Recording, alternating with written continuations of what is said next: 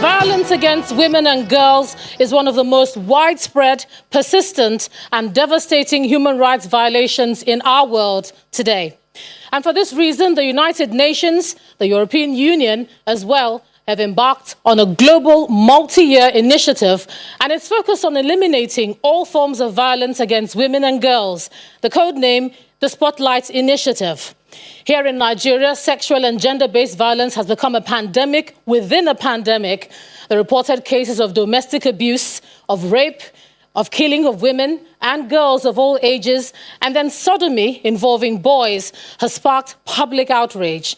Now, this has resulted in the governors of Nigeria declaring a state of emergency on GBV, gender-based violence. So tonight, the UN-EU Spotlight Initiative, the federal government, and your multiple award-winning station, Channels Television, brings together key stakeholders to this virtual town hall to consolidate efforts towards eliminating violence against women and girls here in Nigeria. Welcome, everyone. I'm Ijoma Onyato. So when we hear GBV, a lot of people think about rape. But let me just give you an idea of the state of affairs across the country today, because emerging evidence shows us there's a lot more that involves that. So let's take a look at it now. We'll start off from the COVID-19 pandemic, and we're starting off from there because the figures there show us 2020. So for March 2020, we have 346 cases of gender-based violence reported in the country. Let me tell you something else. In April itself, if you look at April, we have 794 cases. That's over double that number, 794, just from March to the month of April. If you look at that, you can see the statistics there. Also, you have an increase of 129% within just 2 weeks of the lockdown. Now, that sparks some serious concern among various stakeholders. These figures are not just jumping out of the air. I didn't pull them out of my hat. They came from the May 2020 brief by the UN and its partners. And this is why we're putting a spotlight on some of the issues that are happening in our nation today. Now, let me bring you to this, what I call the GVB COVID-19 graph spike. Now, this spike shows you different states, I beg your pardon. You have Abia, you have Adamawa, Anambra, and all of them have a spike from March to April. But what's of interest is Lagos. The figure from Lagos you see there, in March you had about 40 cases, reported cases that is, of GBV, and right up to 180 or over 180 in April. So from 40 to 180, this is the spike that has caused a lot of attention in the Southwest, not just Lagos, but the rest of the Southwest as well. And the rest of the country isn't left out. Now, just to understand something about GVB, when I was doing this, a lot of people said, well, it just involves rape. Rape isn't just, and it doesn't only involve rape. There are different genres of gender-based violence. For instance, let's take a look at the demographics, first of all. So you have women aged between 15 to 49 years of age, 15 being a teenager to 49 years of age. 31% of such people, that's 31 there, you see it, have experienced some form of gender-based violence or the other. 9% have experienced gender-based violence as well. And then you have 6%, this is what is particularly of interest, experiencing physical violence while pregnant. If you're a woman out there, you've been pregnant before, and your husband's taking good care of you, or you're a single mom taking good care of yourself, imagine what it is to be physically and mentally harmed or bruised while you're being pregnant. These are just some of the issues that we're looking at tonight. And we move on to spousal violence. Particularly, we're looking at that because there's a spike in domestic violence cases. If you look at the statistics coming in from the police, and we'll be looking at those tonight, you see a big spike there. Here you have 36% of those women having either physical, sexual, or emotional violence. So it's not just about if you hit her or if she hits him. It's also about what you say to each other. And you find that the COVID-19 lockdown, not just that lockdown, but when everybody was in that tight and enclosed space, there was a lot more of that going on. We dug out those statistics for us to find that at least 36% there, you find it there. And then 29% of married women actually sustained injuries as a result of being in that close and physical space. Now, these are not just numbers. They're actually human beings. Let's take a look at what it looks like and where this is actually happening.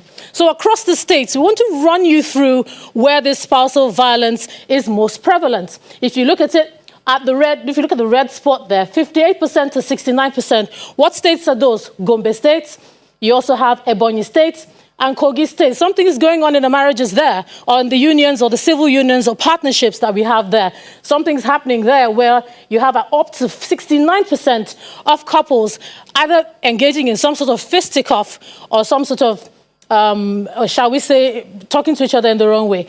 And then something's interesting here about Jigawa State. It's the lowest. You have just 10% there. So something is going right in Jigawa State. Part of our guests will have a virtual audience as well and a virtual panel.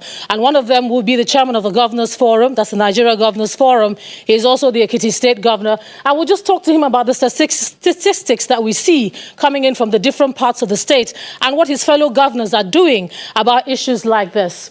Moving right along now, let's talk about female genital mutilation.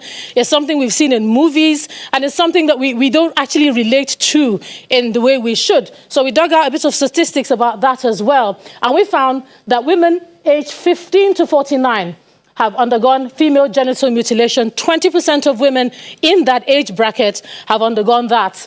And something else of interest, 86% of such women or such females are aged 5 years of age. If you have children or anything like that, you can imagine what that can be. And then 15 years or older as well for that. And where exactly do we have this prevalent? It's not enough to just say that you have female genital mutilation across the states and different countries of the world as well. But where exactly is it prevalent? Now let's look at it. Between 51% and 62% of such states where you have the highest rate of that. You have that in Ebonyi State, you have that in Imo State, and you also have it in Ekiti State as well. So those are the regions where this mapping has taken place, and those are the regions where we're seeing figures like that coming out. And where is it the least? 0% to 12%. What states are those? We have Adamawa State, and then we also have Gombe State as well. So those are the states where you don't have as much of that. But then those states also show a higher percentage of different forms of GVB. It's just that this particular form of GVB has the state recording a low percentage. So this is very interesting tonight, and it's something that we're looking at very critically and very closely. Now, there's something else that we want to talk about as well. When you hear GVB, we're not talking about just women alone. Men are involved, and now boys are involved as well. I mean, they've always been involved, but now we see like a larger spike, let me put it that way. And that's why we're now taking a look at the figures in a different way.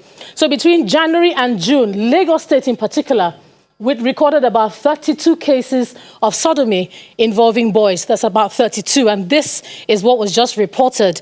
Doesn't say anything about the cases that are not reported. Doesn't say anything about the cases that no one knows about. There's a culture of silence about it. Some people say it has something to do with religion or culture, but for some reason, it doesn't carry the same weight as when we talk about GVB for females. And then again, you have every 1 in 10 boys are abused before the age of 18 years. Many times people say, keep an eye on your daughters. We're saying tonight, keep an eye on the boys as well, because it's happening in every part. It happens at home, in the hospital, it happens at work. It can also happen at school. So this is something that we also need to take a look at in the spirit of having an all-inclusive conversation in this particular town hall. And now, where does it actually occur? Because for gender-based violence to do with women, there's always this talk of where was she, what was she wearing, and what was she doing there, and why was she in that space, and perhaps that's why it happened there. And then there's a lot of talk about gender-based violence in the workplace, inappropriate touching and all that. But you have for boys, in conflict situations like in the IDP camps, and where you have the security situation going on in the country, you have a lot of boys who've lost their moms, lost their dads, and that they find themselves in that position as well. So this is just an idea of where we are. But of course, as Channels Television, you're home for the news. We did hit the streets to take a look at where we are again. And let's just have a look and have a listen to what this is now.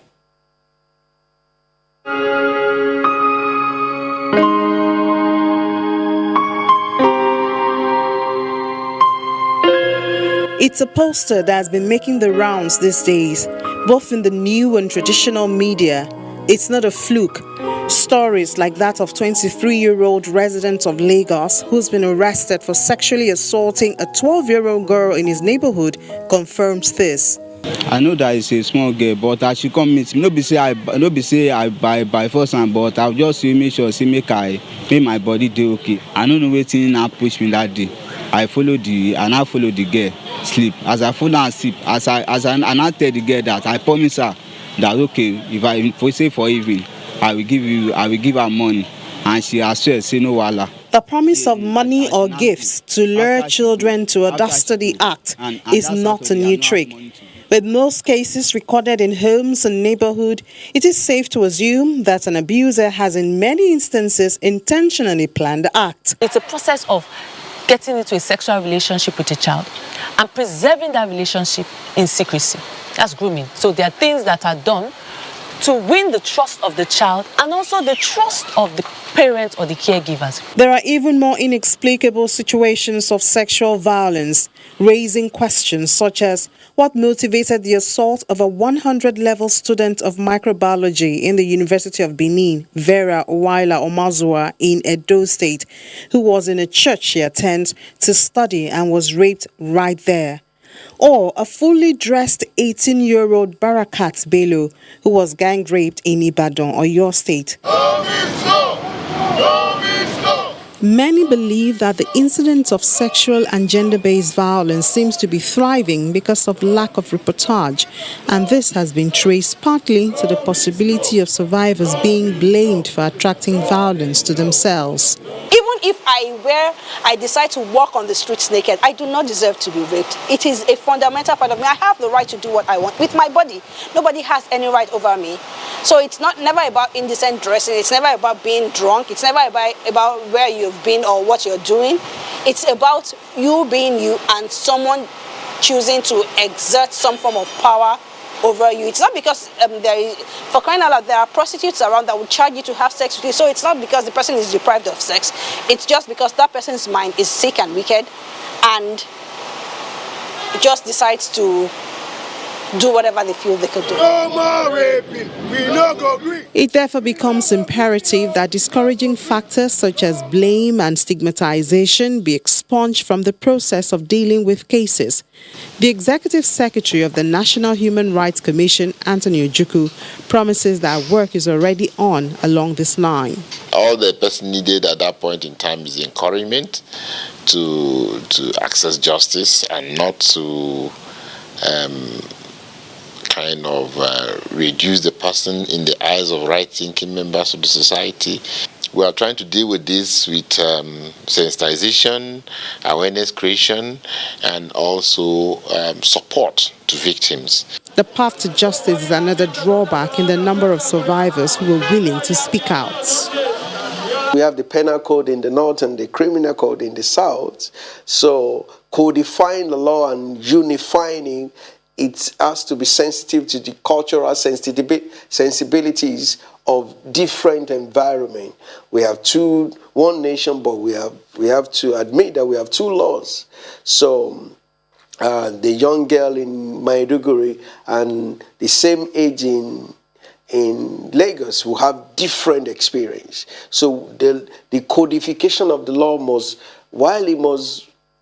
take into consideration the cultural sensibilities. You must also take into consideration that we're in a global village.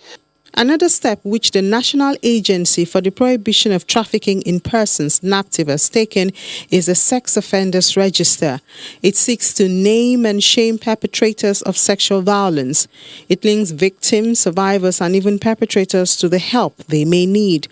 Employers, schools, and individuals are encouraged to carry out background checks on persons before any form of engagement. All right, now there are about 75 implementing partners in the Spotlight initiative here in Nigeria. The Spotlight footprint is to be felt across 5 states of the Federation and the FCT. So we have Lagos in the southwest, Sokoto in the northwest, Adamawa in the northeast, Ebonyi in the southeast, and the FCT in the north central, and of course, Cross River State in the south-south. But the mandate is to deliver as one. So let's get a sense of the scope of that mandate. And joining me live via Zoom is the EU Head of Delegation, Ambassador Ketil Carlson. Thanks a lot for joining us on this town hall, Ambassador.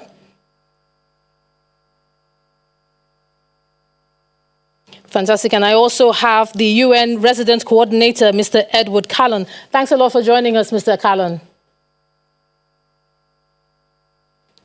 All right, let's start off the conversation now.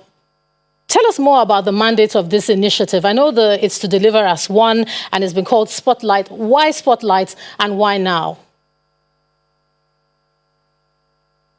Spotlight is not an initiative by accident. Spotlight initiative is one of those products of the UN reform, one of those deliberate measures put in by the UN system to ensure that UN agencies pool their synergies and comparative advantages together to deliver, and to deliver in this case on issues of gender-based violence and also violence against young girls.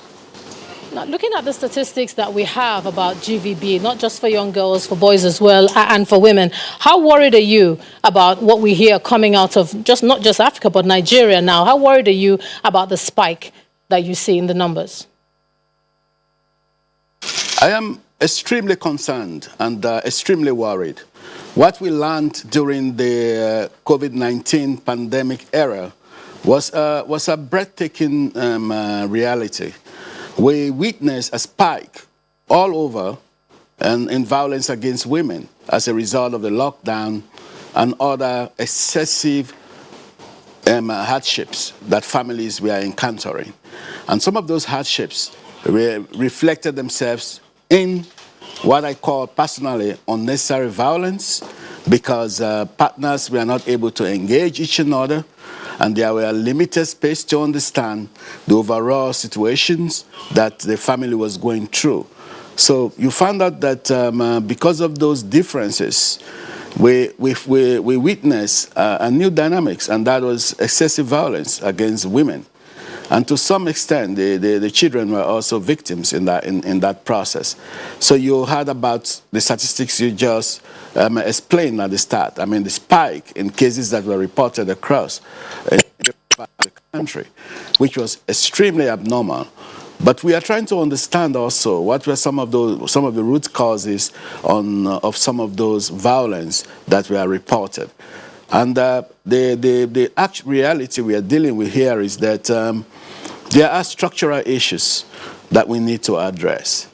And there are issues that has to deal with livelihoods that become extremely critical to ensure that the household is able to meet its basic needs. So again, I come to one critical aspect that is mostly ignored in deeper analysis of some of the root causes of gender-based violence, and that comes back to the issues of poverty, the issues of being able to provide for yourself, the issues of being able to meet your responsibility as members of the family.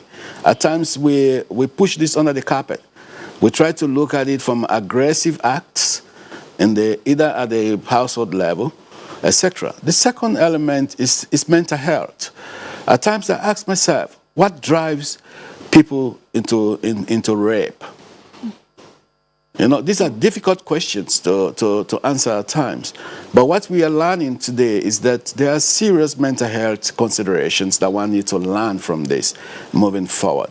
So mental health is becoming a critical element that is explaining some of this violence that we are witnessing today in our societies. All right, Mr. Cullen, I was listening to last year the Deputy Secretary General's remarks, at the summit in Nairobi, and let me just read a little bit of it to you. She says, if the current levels of violence against women and girls persist, we will not achieve gender equality.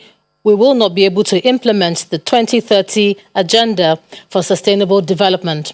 We're 10 years away from that. Looking at what you've described now as something very critical, are you fearful about meeting that target? Yeah, there is one reality about the Sustainable Development Goals. And one of those goals is goal number 5, which talks about gender empowerment. And to me, that is the fine thread that weaves together all the 17 goals. So you can imagine if that umbilical cord is not existing, how do you expect those other elements of the Sustainable Development Goals to function? Women are productive members of society. Women contribute to household incomes in proportions that are difficult to determine. If you talk about our rural women, what they do from 7 a.m. in the morning up to 7 p.m. in the evening, you ask yourself, oh my God, how are people managing to cope with this type of pressures to be able to provide for a family? So to me, the issue of gender-based violence and gender itself, or gender empowerment to be precise, is so critical when we talk about sustainable development. And you are right, it's 10 years to go. And what has happened to us? Now we have a pandemic which our Secretary General has likened to an X-ray that has exposed the fractures in the societies we are building over the years. And this pandemic has also laid bare some of those risks we have ignored for quite a long time in society. So we are now at a stage where we're asking ourselves, we are behind on some of the sustainable development goals. Where do we want to head with them? But again, this pandemic creates its own opportunity. How can we use this desperate situation the whole world is facing today and transform that into positive energies that we contribute in building back better?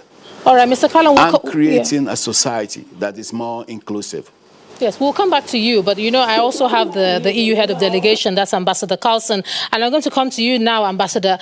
Mr. Carlin has spoken about critical issues. He's talked about the fact that we're 10 years away, and I know that this spotlight has about 75 implementing partners. What are some of the core areas for you that you want to focus on? So first of all, again, thank you so much for hosting this vital debate. And indeed, I agree very much that we are facing a pandemic within the pandemic here. But it doesn't really stop with that, because in a sense, you could argue that sexual and gender-based violence is probably the world's longest lasting pandemic, but exacerbated, of course, by the current situation and the poverty constraints that Edward mentioned just before.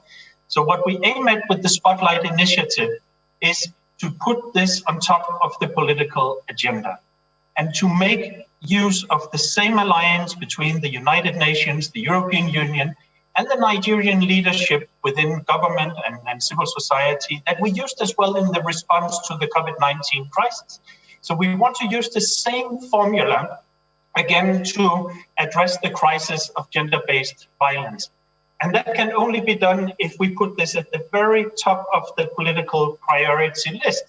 And you ask, what are those priorities? So a lot can be done.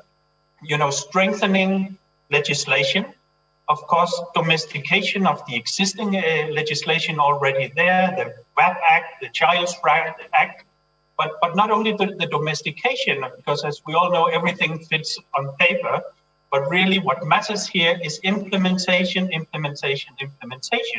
So access to prevention, access to treatment and care, access to justice as well, rule of law. And I think this is the legacy that we want to give to those brave girls that you showed on the screen just before. The Barakats and the Uvas and, you know, the thousands of unknown names that suffer as well. And let me just appeal to, you know, the decision makers and politicians that may listen in here as well, that a lot can be done immediately. We need to have sexual assault referral centers throughout the country. We need to have shelters available. We need to make full use of the National Sexual Offenders Register that we launched together with our Nigerian partners last year. And of course, we need to make sure that we educate our boys and our men as well to make sure that this culture of violence will not prevail. But let me say that this is unfortunately not only a challenge for Nigeria. I'm not here to lecture or preach. I'm really not. This is something that we are facing in Europe as well. You know, the spike that was mentioned before is witnessed throughout the world. So we are in this together. But I genuinely believe that if we pull our forces together, if we make use of this multilateralism in practice, then we can build on a positive trend. You know, the increased engagement by governors, by high-level officials, some will join us tonight, I believe, then honestly, we can make a real change, a transformational change. Because we talked about this matter of gender-based violence a lot over the years, but genuinely, we really need to walk the talk. Now, you talked about a culture of violence that seems to be emerging. And then there's also the talk about the culture of silence. And you've said you would like to see concrete action, even from the perspective of leadership. Looking at the continent, looking at that Nigeria, the country, what are some of the key challenges that you've had breaking through, the state of affairs that you find? What are some of the challenges that you would say has made the Spotlight Initiative have to do it this way? So I think we have a number of excellent ambassadors and champions of gender-based violence in Nigeria, but maybe for too long here and elsewhere in Europe again as well, we have seen this matter being dealt with by a few groups within civil society and maybe to a certain extent international community as well. So what we really need is for all political leaders, for all governors, for the president and down to make this their priority. Because I have no illusion that an initiative like the Spotlight Initiative can solve all of these problems alone. Of course not. I mean, we have seen projects coming and going. What we can do is to help to put spotlight on the debate and hope that this will be adapted by the political leadership, and that again will translate into real reform and tangible results on the ground. And I mentioned again, a lot can be done immediately, even as new legislation is being discussed, having sexual assault referral centers in all states, having shelters everywhere, having the domestication of the key pieces of legislation. So hopefully the governors want to be measured and, eventually re-elected by being the champions of this particular cause. All right, thank you so much. On the other side of the break, let me inform you as well that the President of the Federal Republic of Nigeria, President Muhammadu Buhari, will address the town hall as well tonight, so you don't want to miss that message. It's a town hall, so we're looking to have an all-inclusive dialogue with your feedback as well, and I'll tell you how you can be a part of the program on the other side of the break as well. Stay with us, everyone. It's a 3-hour ride, and we're just getting started.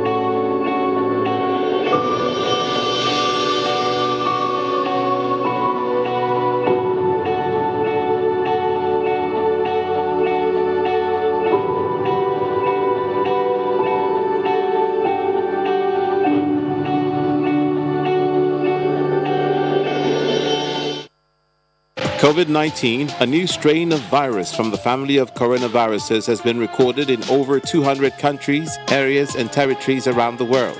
The highly infectious virus is transmitted primarily via droplets of saliva or discharge from the nose of an infected person through coughing or sneezing. These droplets can then be acquired by anyone in close contact through breathing in the droplets or by touching objects and surfaces with the droplets and then touching the nose, mouth, or eyes. While it's been said that some infected persons may not display symptoms, common signs of COVID-19 infection include dry cough, fever, sore throat or diarrhea, and difficulty in breathing. Do you or someone close to you have these symptoms? Call the following numbers.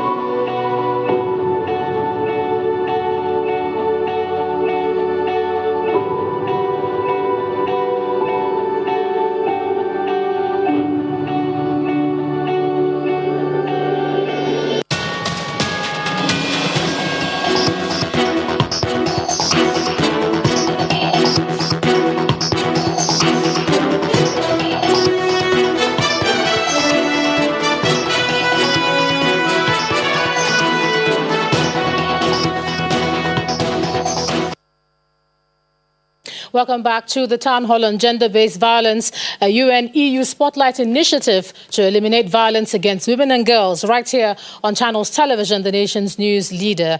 So we've set the stage, and I did promise to tell you how you can be part of this program, how you can send your comments in to us. So we have hashtag CTV Town Hall. We also have hashtag SpotlightNG, and the last hashtag is hashtag SpotlightEndViolence. So those are all the ways that you can reach us. And of course, you can watch us live on our website, www.channelstv.com. You can also watch us on DSTV channel 420, all the ways that you can be part of it.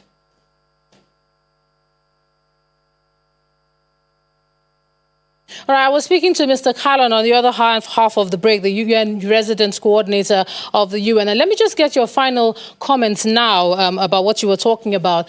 You're targeting audiences here in Nigeria and stakeholders as well. What new audiences would you like this initiative to target quickly now as we wrap up?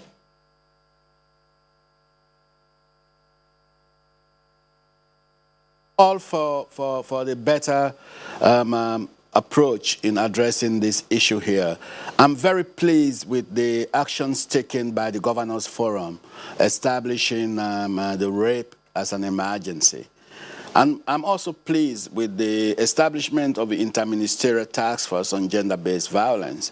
And I also participated recently in an outreach network with traditional leaders, all looking at the issues of gender-based violence. So to me, I mean, it's all not lost.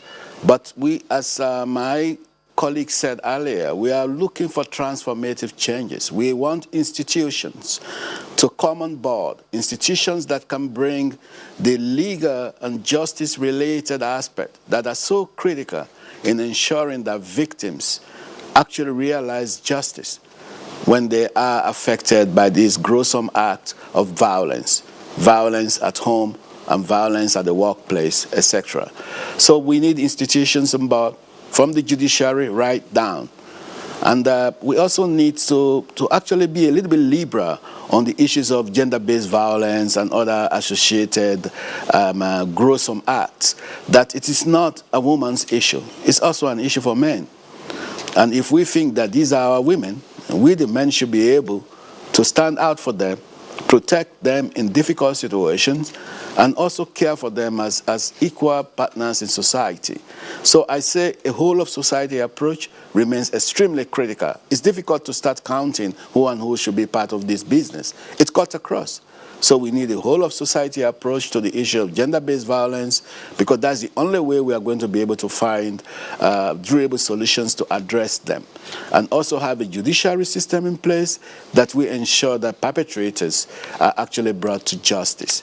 And then, of course, critical also to do a mass awareness raising around this issue of gender-based violence.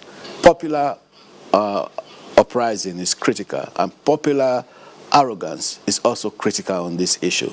It is just not acceptable anymore that we have to sit down and see the level of violence that is perpetrated against our women folk. This is not acceptable. So it's a whole of society call, and if we come together, we can stop this.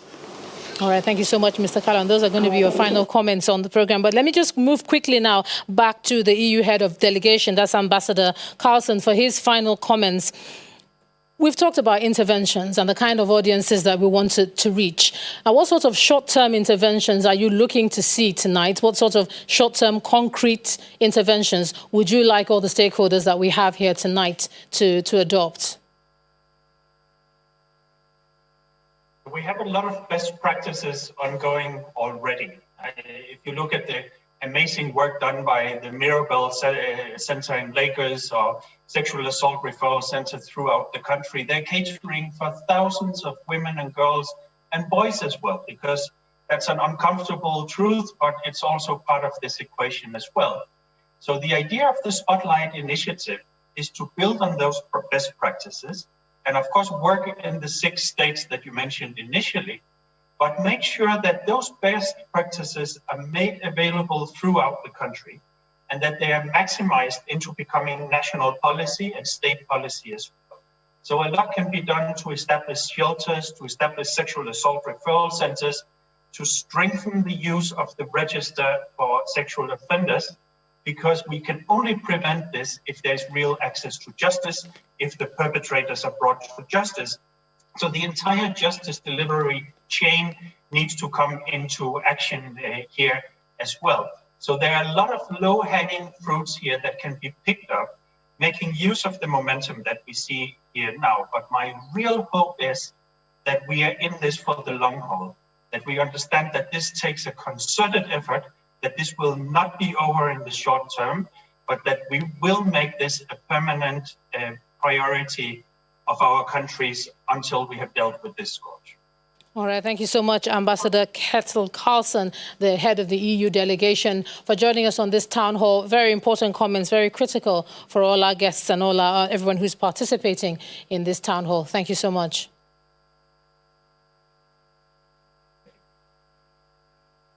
All right, now do remember that this is a virtual town hall, so we do have an online audience. We do have an online panel as well. We have a live audience as well in Abuja. Oh, that's our Zoom audience there participating and watching us, and they will be part of this pretty soon. We also do have a live audience as well in Abuja. We'll have some speakers there, and we have an audience and a panel there as well. There you have our Abuja audience also waiting to hear.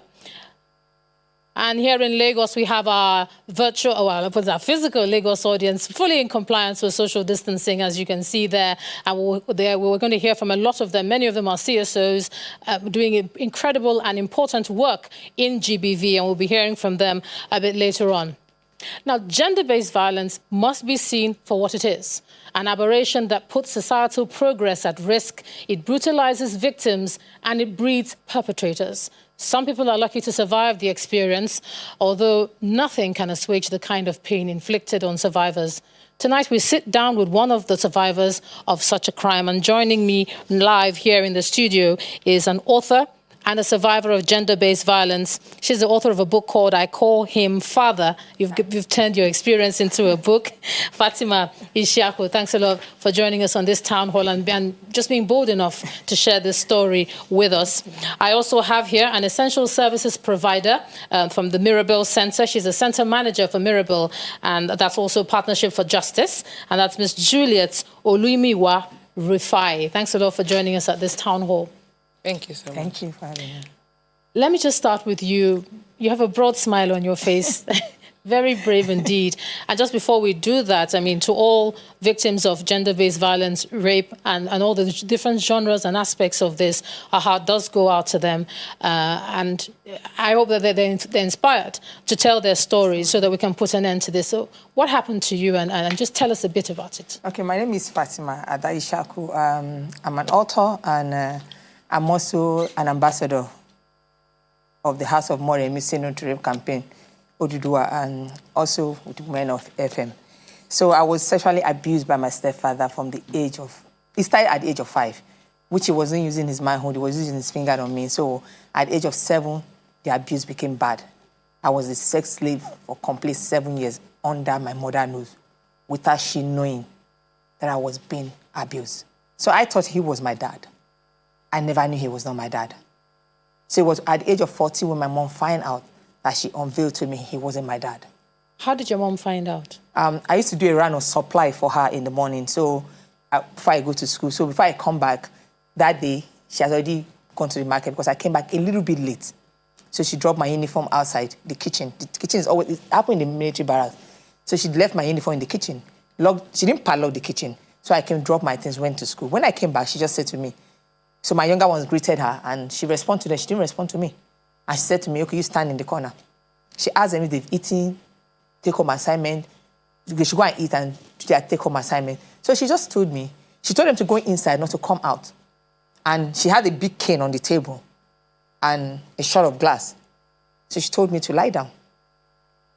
And for me, it clicked first what her husband said to me when first time he forcefully raped me.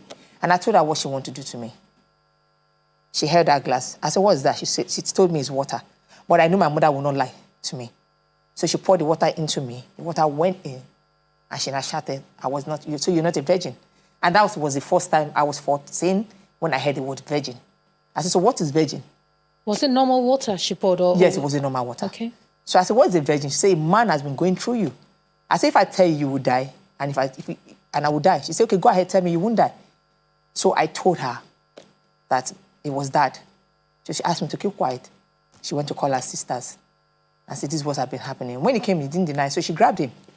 I said, so because Fati is not your daughter, that was why you've been raping her. But he didn't deny it. He just says the devil work. And I told her, I said, you know, I always try to tell you, you don't listen, you don't give me that time to listen to me. So many times you've marked me, cut my hand, cut my private part, put pepper. He created enmity between me and my mother. So my mother can hate me. I started running away from the home, maybe from the age of 10. So they'll catch me and they'll beat me when my mom asks me. They'll tell my mom that he saw me with a boy. My mom believed him. So sorry, when you say you told your mom and she asked you to keep quiet, is that how it ended? No, what happened after? They took me to the village for traditional cleansing. Oh, you went for cleansing? Did Dad go for cleansing? No, he didn't go. Oh, he didn't go for cleansing? No. Just you? Yes, because the family did not want her to marry the man. And he's supposed to dance around the market. So I was the one that went. So after the cleansing, they brought something for him to eat. So he hated me. He started dealing with me. My mom had to move me out from the house. Took me to my uncle's place. 2 years later, my mother died. We have to come back to the house. Then that was when the rape started. It became worse. And he told me, say, your mother is no more here to protect you. I wasted you, I wasted your mother. So he continued raping me. The only way I could do is to help myself, fight. I became an alcoholic. I started going to club. I started running away from home. I became wayward. I dropped out of school. How have you healed? I've healed, but because of the rape that's going on in our society today, when I see things and how children are being raped, it triggers. Yeah. It always triggers it. So I'm still trying to heal. It was 2016 when an American professor discovered me in the US, when he heard about my story, that told me to write a book about my life, which is also going to help me to heal and also help other victims. It wasn't an easy thing to write about. It wasn't an easy to come out and tell the public about my story, because being a rape victim has cost me 2 engagements. I was bullied. The stigma. Friends abandoned me. Nobody wants to be with a girl that is being raped by her mother husband. Some of my friends' parents will say, get away from her. She's a cursed child, because her mother husband defied her. When I say, okay, you know what? I need to tell my fiancé what has happened to me as a child. If they'll tell their parents will say, you can't marry a girl that's been raped. So he said to me, you writing this book will also help you to heal. Let me just put you on pause. I know that you're tearing up, so I'm going to let you compose and come to you, Ms. Muiwa. Is this a familiar story? Because I was looking at some statistics from Mirabel, and I see that you have at least 66 people who walk through your doors every month, some form of gender-based violence or the other. Is this a familiar narrative that you hear when they come through your doors? Yes, it is. And for every individual that comes to Mirabel Center is a unique story. And it's important to know that it's not just 66 a month. At times, it gets to over 100 a month. At times, it comes to like 70, 80, 90. And we are talking about individuals. We are talking about human beings. We are not talking about figures or statistics or something that is abstract. We are talking about human beings that have been violated. And like she said, you know, it's made worse when they do not receive support from the society. When people turn to favor the perpetrators instead of the survivors. So you get to see community members coming to beg survivors to drop the case, not to pursue justice, going to beg on behalf of perpetrators, trying to tell survivors that, well, you can't fight for God. Justice belongs to God. Judgment belongs to God. You're too hard. Can't you forget about it? And the important thing is, it's important that we notice that it cannot just go away. Like she is saying, for how many years down the line, and each time she tries to narrate it, is like trying to experience it again all over. So it can never go away. So by the time we do not give support to survivors of sexual abuse, we are doing a lot of harm. We are empowering the perpetrator, telling the perpetrator to go ahead and do more. And nobody knows whose turn is going to be next. And then we are making the survivors to become, so down, so withdrawn. And like some of them commit suicide if they cannot come out of it. Some of them take their lives. Some of them go into depression. So the statistics is huge. every month you see people coming there crying. And sadly, from the statistics that you got from us also, it involves children. Yeah, I was going to say 77% yes. of the cases that walk through your doors yes. involve child defilement. Exactly. And we're talking about people under the age of 12. The youngest person who came to Mirabel Center who was sexually abused was a 3-month-old baby. A majority of the cases, like you say, they are children that are still wearing diapers, children that are less than 10 years of age, 8 years, 7 years. It is so sad. What do you do to the parent? I mean, we're assuming this is involving fathers when children like that come in. When they come to you, do you refer them on to the police? Because I know there's a dynamic where the police refer to you. So yes, a lot of our cases come from the police, but there are people who also walk into the center to access services based on word of mouth. People tell them about the centers and all that. Self-referral, I meant to say. Okay, so for those of them who have not reported at any police station, when they come to the center, after they receive psychosocial support and medical support at Mirabel Center, we also make necessary referrals because they need to seek justice. But you know, coming from a society, a lot of work still needs to be done. Some people don't even want to pursue justice. For some parents whose children are being defiled, the first madness, in quotes, is, well, I cannot take it. And then they rush to the police and make a complaint. And then police refers them to Mirabel Center to come and receive medical care and psychosocial support. And after that, when they go back to the society, then the pressure begins.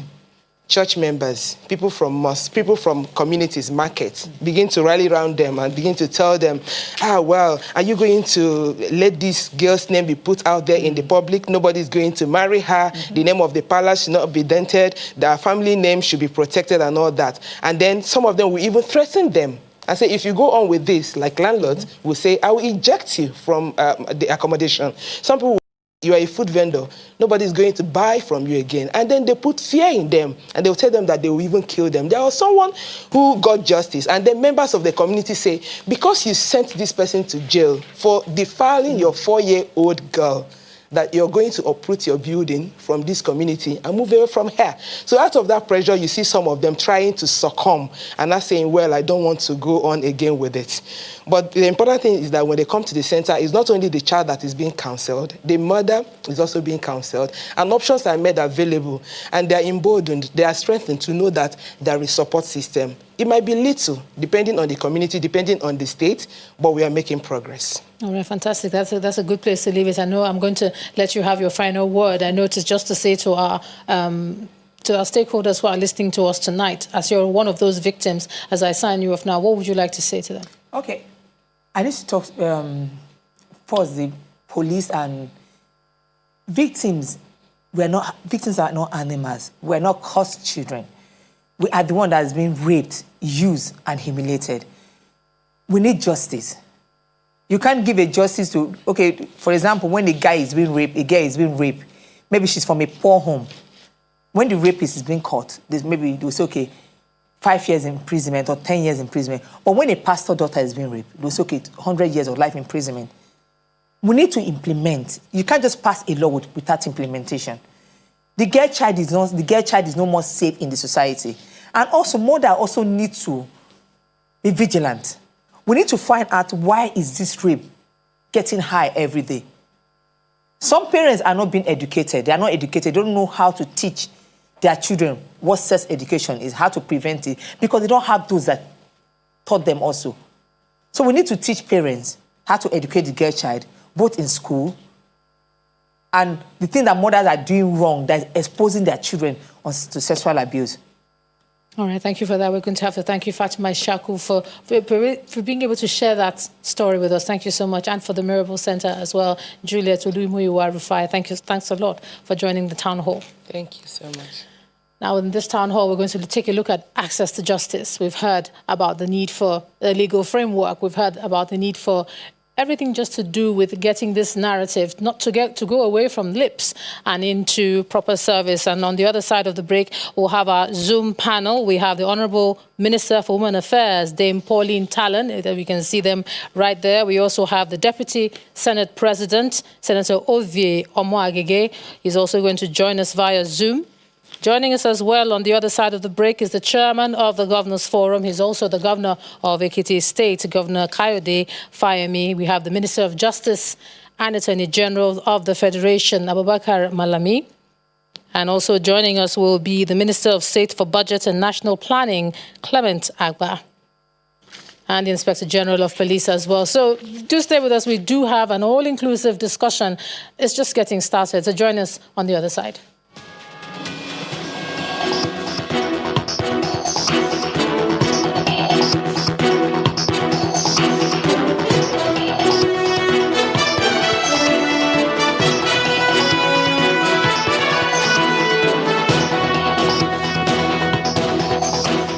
The following measures are crucial in the fight against COVID-19. Maintain 2 meters distance between yourself and anyone who is coughing or sneezing. Cover your mouth and nose with your bent elbow or tissue when you cough or sneeze. Then dispose of the used tissue immediately. Do not touch your nose, mouth, or eyes. Remember, avoid physical contact with people. Simply greet with a wave, a nod, or a bow.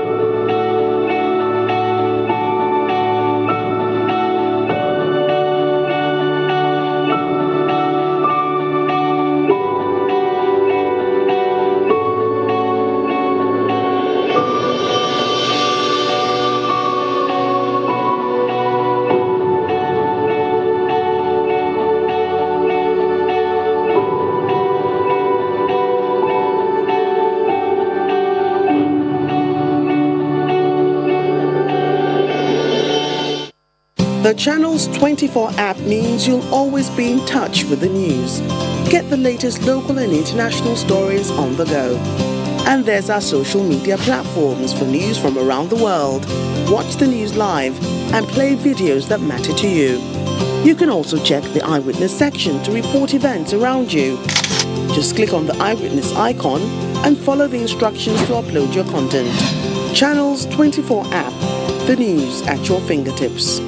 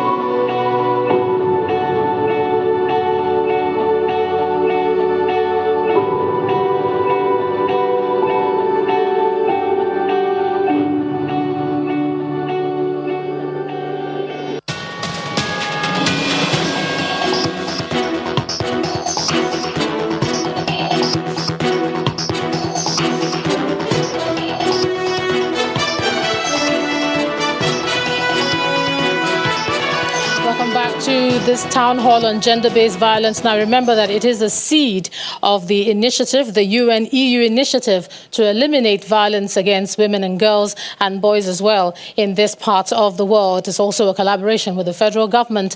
And of course, your home for the news, your multiple award-winning station Channels Television brings this town hall to you live. Do be part of the conversation. Now, on the other side of the break, I did mention that we'll all be joined by the Solicitor General of the Federation, Dayo Akpata. That's who we'll be joined by. And the Minister of Women Affairs will be joining us from our Abuja studio. That's Dame Pauline Talon. But before we get to that conversation, let's just give you an idea of how serious this is. Yes, we've looked at some statistics, but now that we have the key stakeholders and captains of industry, we have ministers to talk about it, let them have a look at their geopolitical zones and the areas that they represent so they can have an idea of what we're talking about tonight.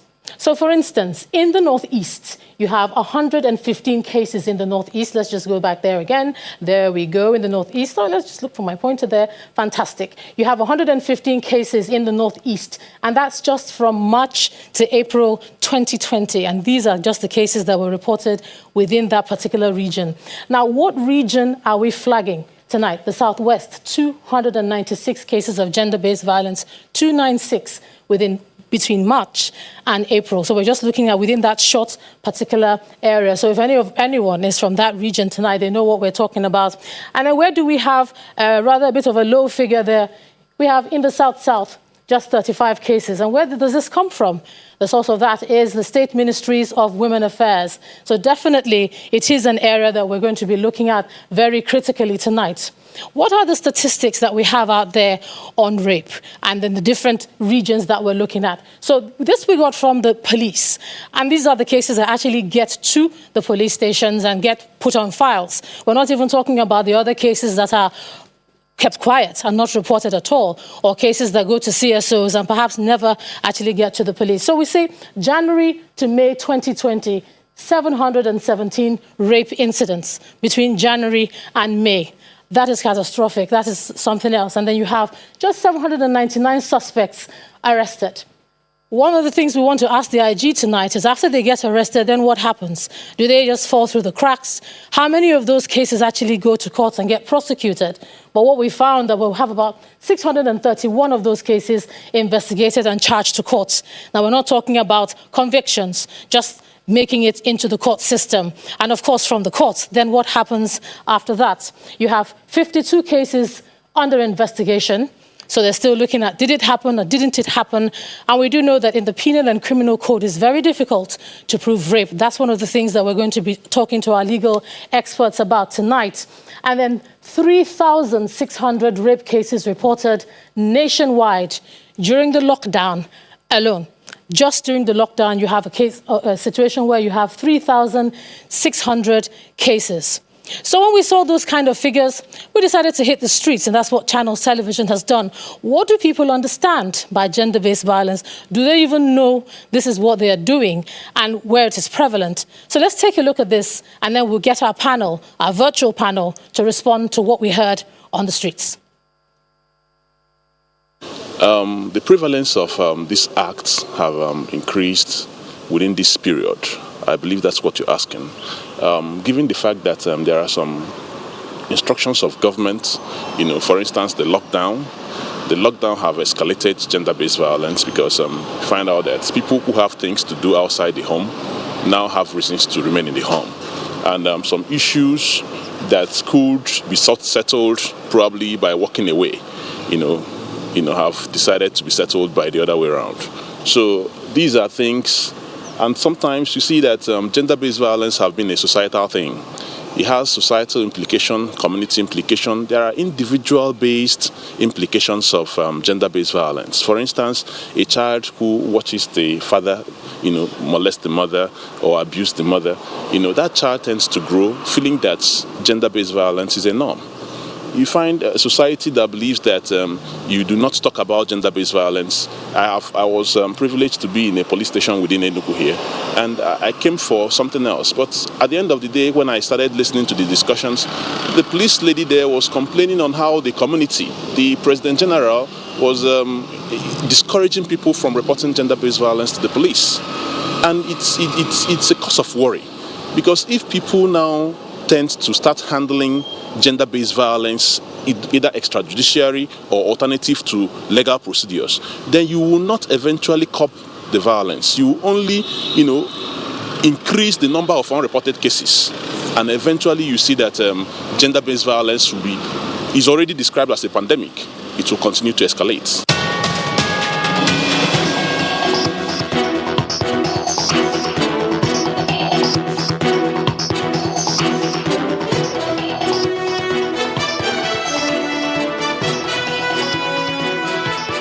Now we've heard a word from the street, so let's expand the conversation now and just let me just introduce our guests. From our Abuja studio, we have the Honourable Minister of Women Affairs, Dame Pauline Talon. Thanks a lot for joining us for this town hall.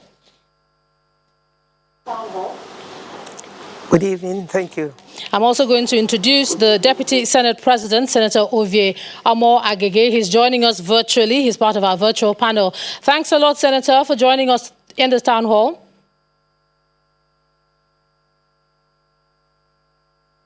I can also see there the chairman of the Governors Forum and Governor of Ekiti State, Governor Kayode Fayemi. Thanks a lot, Governor Fayemi, for joining us.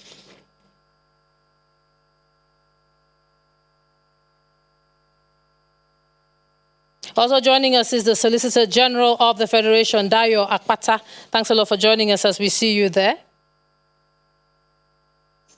We also have virtually the Minister of State for Budget and National Planning, Clement Agba. Thank you for joining us as well. All right, so what I'm going to do now is just put you on hold for just a second so I can talk to the Minister of Women Affairs, Dame Pauline Talon. I mean, this is your show technically. We're discussing all things gender and all things women. You've seen the kind of numbers and statistics that we have. It's almost as though we're hemorrhaging on every front where you have GBV. How are you responding to this nationally? Thank you very much. Gender-based violence is quite a very disturbing issue, and it's hyping daily, particularly with COVID-19.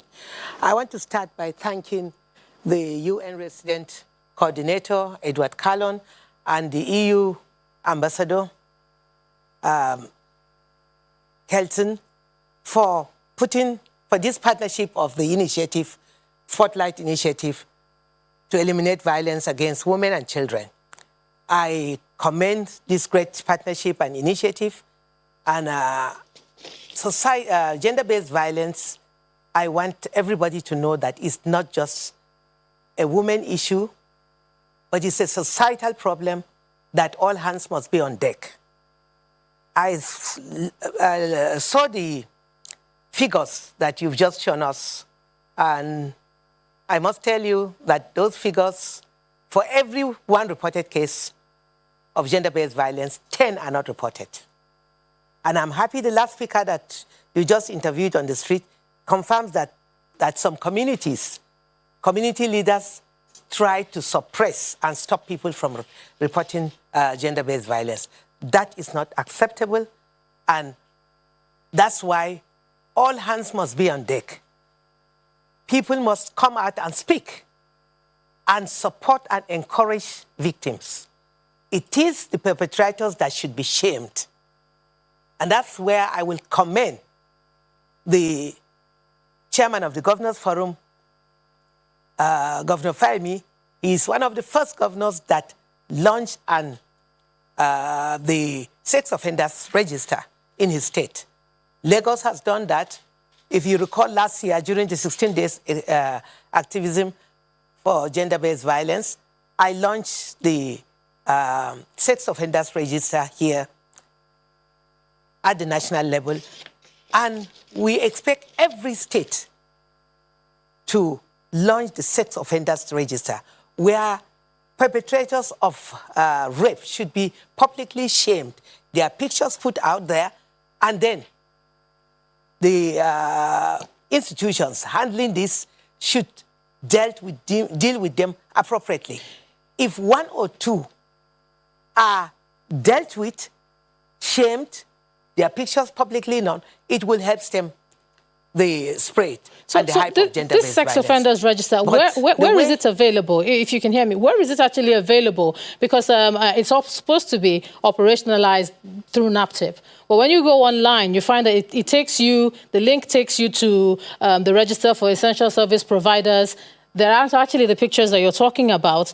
What is the idea? Are people supposed to be able to log on and then see these offenders and know they should be safe in their area? It's not quite working like that yet. So are you aware of that, and how is it supposed to be accessed by the public?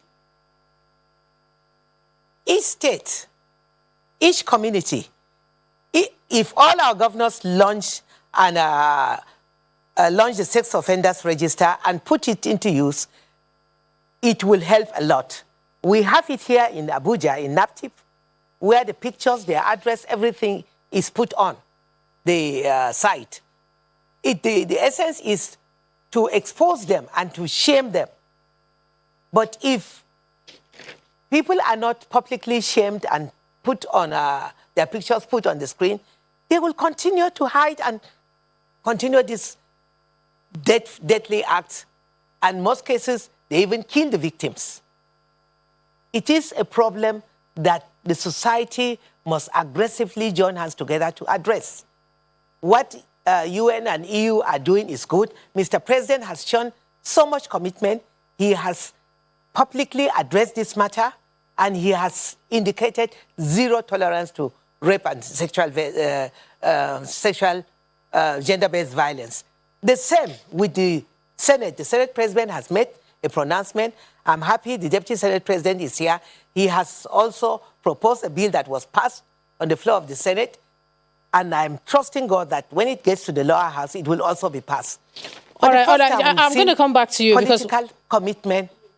Yes, yes. So I hear you, Honourable Minister. I'm going to come back to you, but I just want to quickly skip over to our virtual panel now and speak with the chairman of the Governors Forum, Governor Fayemi, because a lot of this affects the governors in their different states. When we were looking at those at the statistics, particularly the map, we know that in terms of the VAPP, which is the Violence Against Persons Prohibition Act, Ekiti is one of those states that has actually passed that. What are you hearing from your colleagues, if at all, about the difficulty they're having just getting this through in their various states? Thank you, Ijoma, for inviting me, and I want to thank the UN Spotlight Initiative and the Honourable Minister for those remarks. Well, for us as governors, there is consensus that we should have a zero tolerance against all forms of violence against women and children. And that's why we declared a state of emergency earlier on this year against gender-based violence and sexual violence of all forms. Yes, there may be challenges of culture, challenges of tradition that we're experiencing in a variety of places, but the policy position of governors is that we must use a number of mechanisms. One is law reform. And you talked about the VAPP, Violence Against All Persons Prohibition Act. We are also reforming aspects of our criminal code and the penal code, particularly in the northern parts of the country where some of these laws have not yet been adopted, to take cognizance of the need to deal with sexual violence. 3, it's not enough to enact laws or to reform our laws. Enforcement of the law is critical. And that's why the example the Honourable Minister gave you of what we did in Ekiti when we started the Sexual Offenders Register in 2013 has now morphed into what we call a naming and shaming policy. So it's not enough to have a register. When you are convicted in Ekiti of rape or any sexual violence offense, we take this to your community. We paste it in local languages in that community, that this person who comes from this community has brought shame to the family and to the community. And this is pasted all over that community. And you know what that means in our local setting. We don't stop there.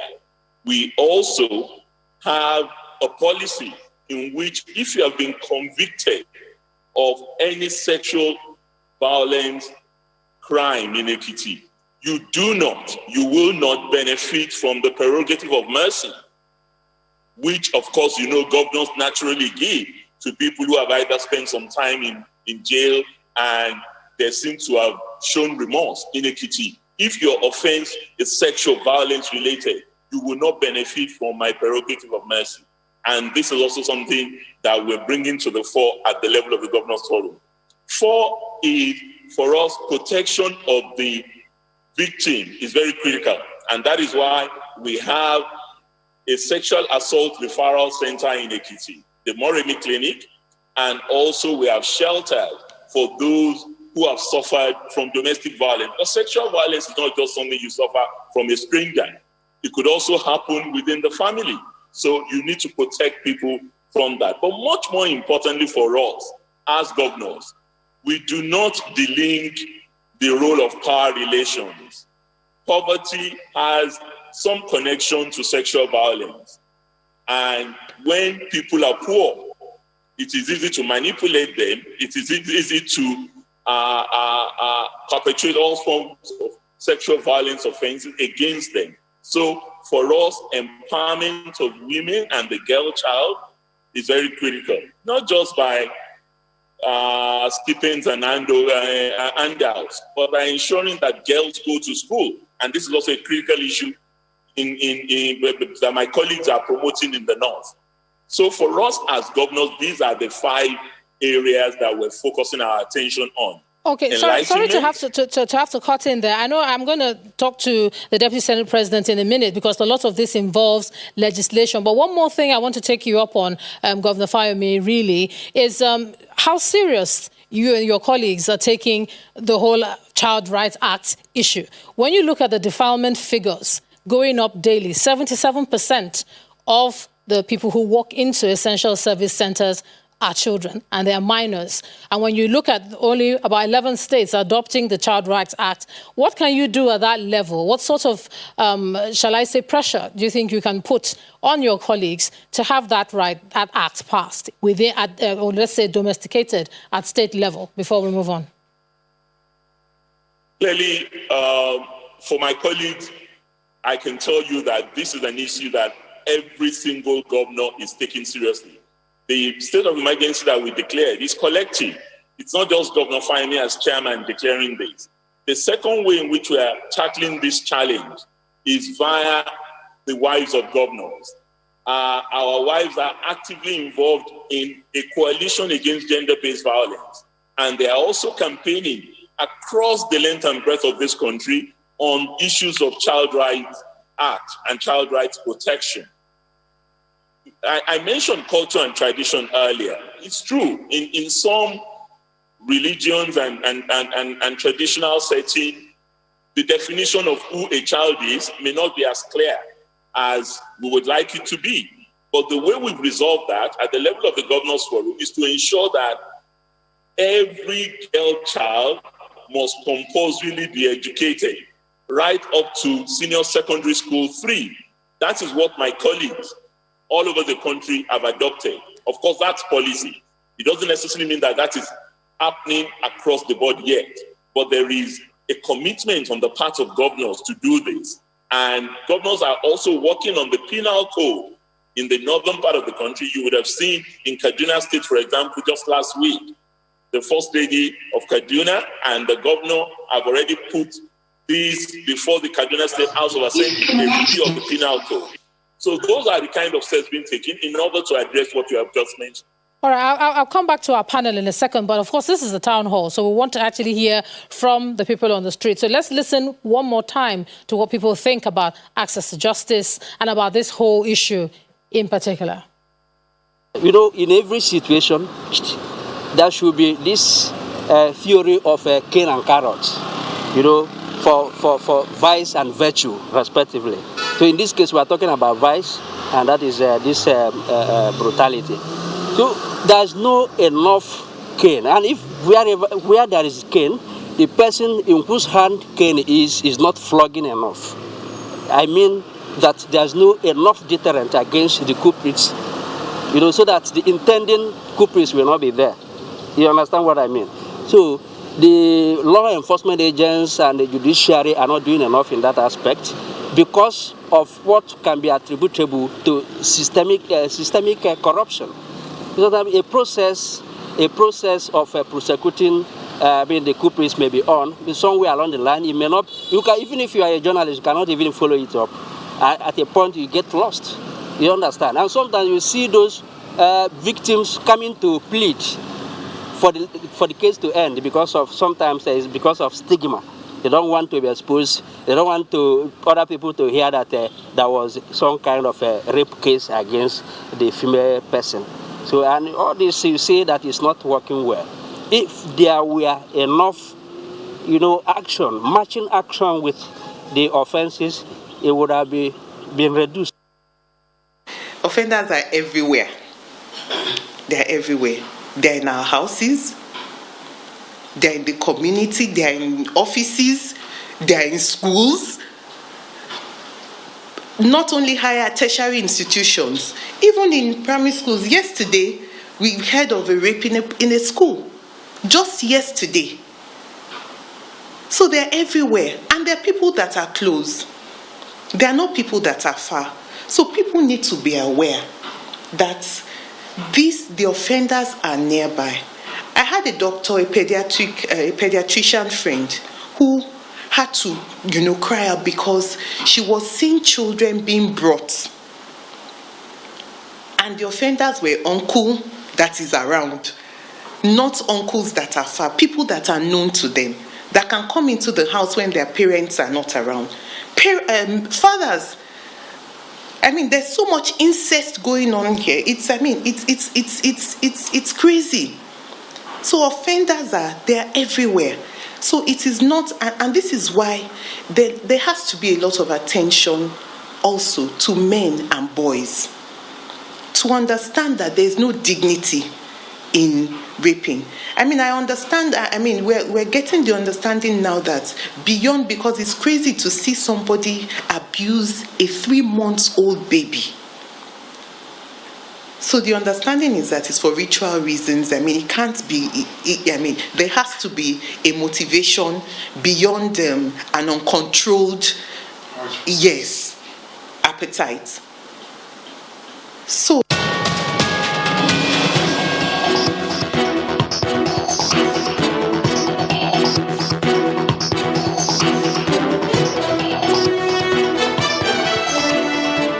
We've heard from some of our respondents there. Offenders are everywhere. So much incest going on. Something critically needs to be done. And you heard from the other one saying that there's not enough cane. I'm assuming he's talking about implementation and then enforcement. That's what I'm assuming. So let me come to you directly, Senator Omo Agege. People have said that one of the reasons that it's difficult to discuss gender issues, even at the National Assembly, is because of the issue of numbers. So you don't have enough support for that. But is it just a case of numbers that we're looking at, why we don't have enough support at that level? Thank you very much. Let me begin by thanking the organizers of this event for inviting me to participate in this ceremony marking the 25th anniversary of the Beijing Declaration of Platform for Action to advance the goals of equality, development, protection, and peace of all women everywhere.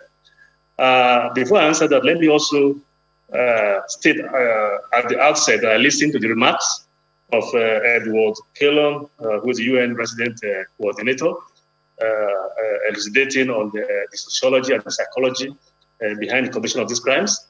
I like to adopt those remarks as mine, and then moving forward, I like to speak, on what gains, what practical steps, concrete steps we've taken to advance the goals set out in this declaration, including but not limited to the declaration of a state of emergency imposed by the members of the Governors Forum against crimes against women, and then also the declaration of zero tolerance by the leadership of the National Assembly.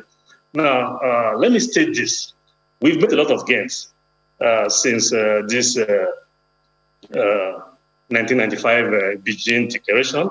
We have clearly in our extant laws, laws that recognize and forbid domestic abuse, sexual and gender-based violence against women. Most of these laws are predicated first and derive their strength from Chapter 4, Section 34, Subsection 1 of the Nigerian Constitution, as amended, which provides for the respect for the dignity of all persons. And let me also state, before specifically answering your question, that all of the laws that we have made that are derivable from this Chapter 4, this Section 34 of the Constitution, all prescribe penal consequences, strict penal consequences that are consistent with global benchmarks. I will go into some of those laws later on, but let me answer your question now to begin with. It's not a question of numbers, frankly. in the National Assembly, because there's unanimity amongst members that crimes of this nature not be tolerated. And that is why, most recently, the bill that I introduced, which was just alluded to by the Honorable Minister for Women Affairs, as the bill prohibiting sexual harassment in tertiary institutions. It was a bill, even though introduced by me, was actually, you can say, a bill of the entire National Assembly, or let me say, a bill of the entire Senate, because basically all of my colleagues, came on board as a co-sponsor of that bill. Yeah, but the House of Reps are yet to pass it. We're waiting on them for that. Yes. So now, addressing the issue of the numbers, as Governor Fayemi has indicated not too long ago, we have these issues of cultural and religious sensibilities that must be recognized by everyone. This is why we have these discrepancies, between the treatment of the age requirements in both the penal codes and the criminal codes, while the criminal code provisions of the Constitution that has provided for age of maturity to be 18 years, you still find that the penal code still talks about 14 years for maturity and 16 years for street liability offenses when dealing with educators, guardians, and people to whom the younger ones are entrusted. Now, we believe that the only way that issue could have been addressed, is by the passing of the VAP Act and also the Child's Rights Act, because this challenge of the age requirements addressed in both acts. So when I hear my friend and governor, chairman of the Governors Forum, talking about the advances and the consensus reached by the governors that we should encourage the girl child education, that's good. But that's not the main issue. The main issue is how do we address these discrepancies dealing with this issue of age. And I've also heard the moderator, I believe, or maybe Governor Fayemi, yes, to also talk about the improvement and the advances being made in the Kaduna State legislature. Of course, I'm very, very close to the governor of the state. He's a very, very good friend and brother, Governor Rufai, and I see him just like Governor Fayemi as a big-time reformer. And I'm not under any illusion that he will do the needful. But having said that, I should just point out, that we cannot achieve these goals set out in the Beijing Declaration by doing cosmetic amendments, to these acts. What we are looking for is already provided for in both the VAP Act and the Child's Rights Act, and all that is required is to have this domesticated and in these various states. Of course, I thank Governor Fayemi.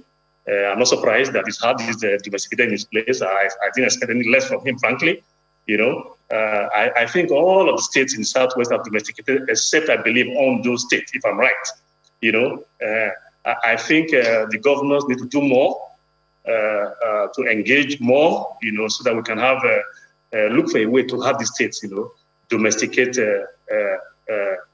this provision. But let me also make this clear.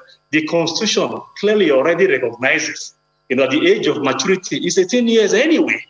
If the ground norm has already provided for 18 years to be the age of maturity, why are we still laboring with 14 years for minors for purpose of rape and 16 years for purpose of indecent assault, and so on? I think we should sit down and adopt 18 years. All right.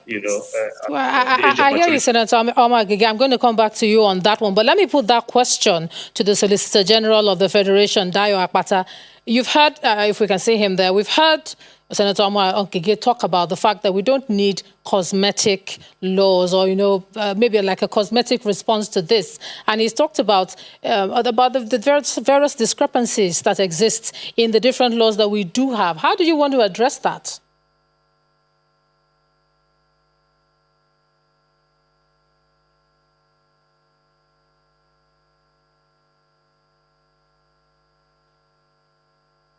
Are you hearing me?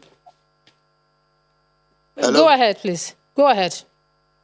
Okay, let me first of all say that in response to the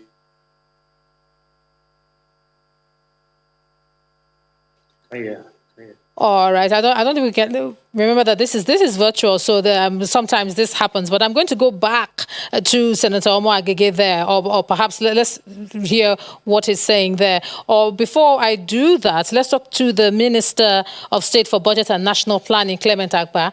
Apologies there. We will come back to you, Senator Omo Agege. Let's talk to you first. A lot of what we're talking about involves money.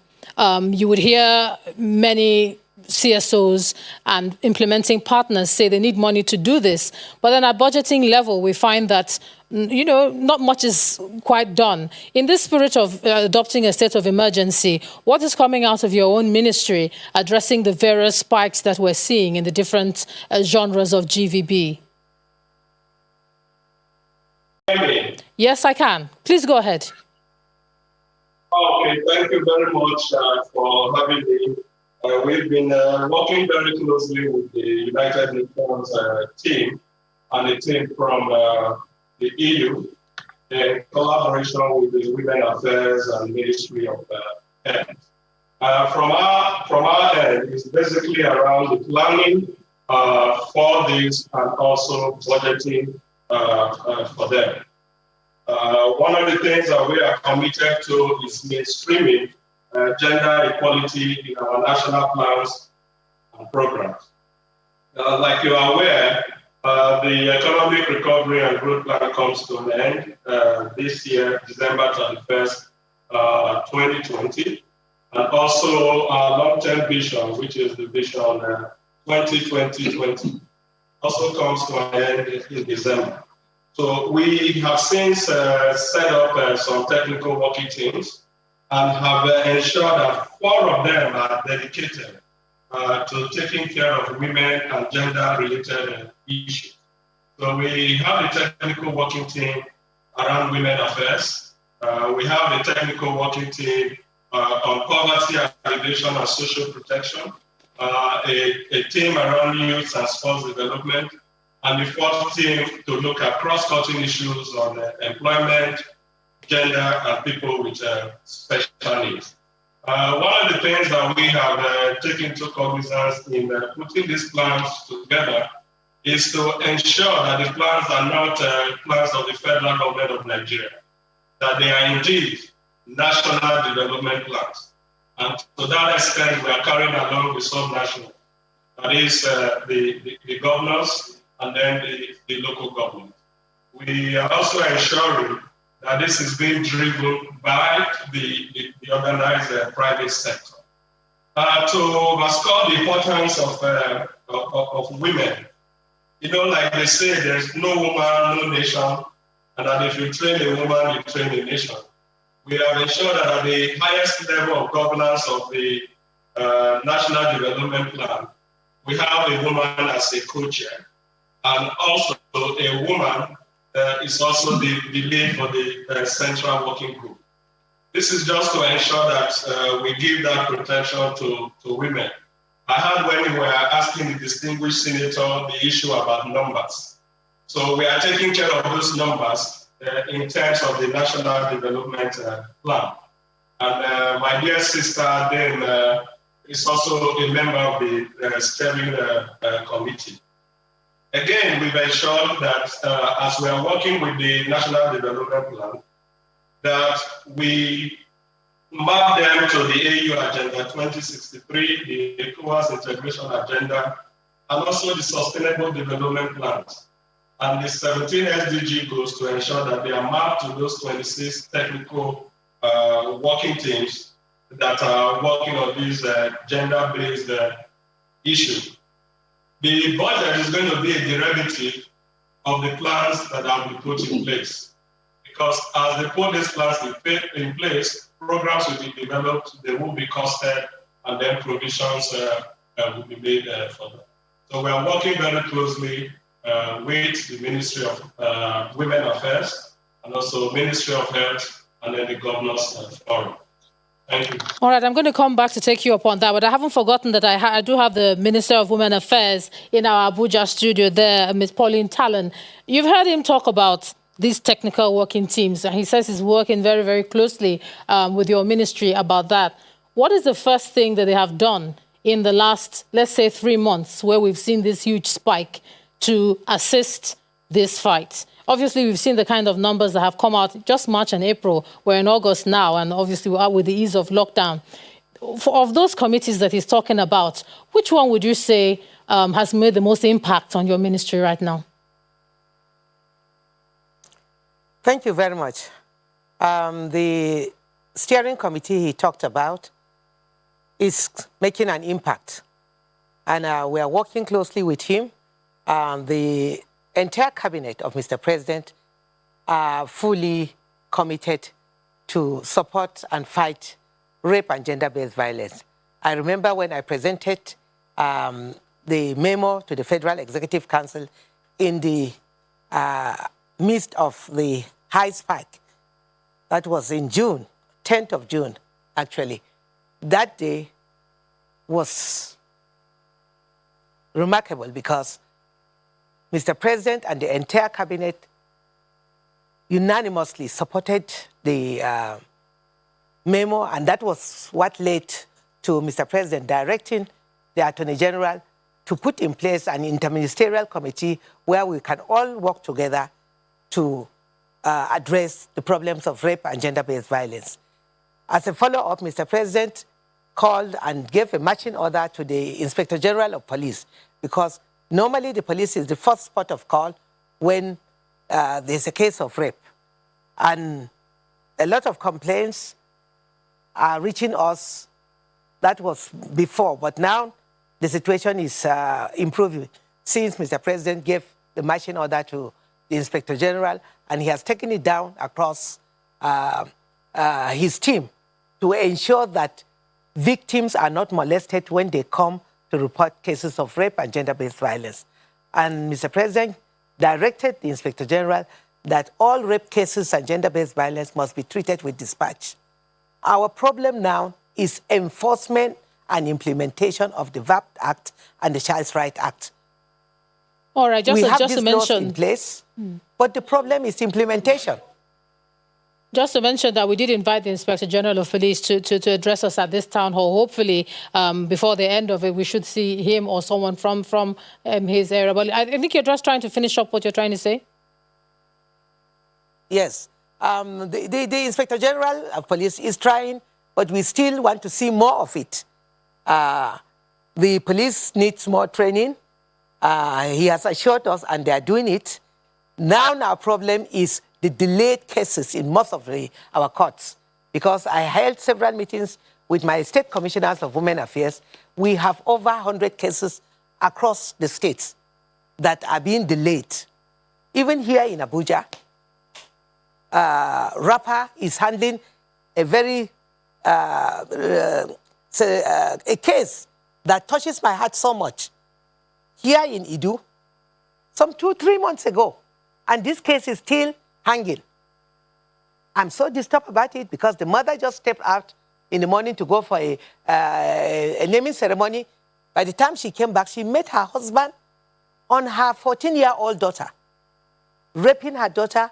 This woman almost went mental. She rushed to the court and cried out that she wanted the marriage and all. Till today, the case is still pending. All right, we're going to address some of those This is not issues. acceptable. We will address them, but let me put what you're saying. Yes, you're talking about delayed cases, and the Senator was talking about disparity in our law. So let me put that back to the Solicitor General of the Federation, Dayo Akpata. I understand that we can hear you now, you can hear us now. So start from the question we put to you earlier about how to address this disparity in our laws to do with the age of 18, or is it 14? So start from there, and then we'll now look at this whole issue of delayed cases in courts. Please go ahead. Okay, thank you very much. I was off briefly. Let me first of all start with the Interministerial Management Committee, which was set up by the Honorable Attorney General. The essence of it is it has always been a situation in which all the MDAs, that's ministries, departments, and agencies, are working in silos. So in attempt to unite all of us together to have a common front, that is why we have the Interministerial Committee, which comprises of the Ministry of Justice, taking the Ministry of Women Affairs, Health, Nigerian Police, Legal Aid Council, National Human Rights, NAPTIP, that's a National Agency for Prohibition in Trafficking in Persons. Then Nigerian Bar Association is also part of this committee, and representative of the SGV and the National Orientation Agency. And essentially what we are trying to do is to have to conduct a review of all existing and policy instruments touching on rape, child defilement, gender-based violence for adequacy, and a situation analysis to understand the proposed necessary legislative changes to bridge the gaps between the policy and implementation.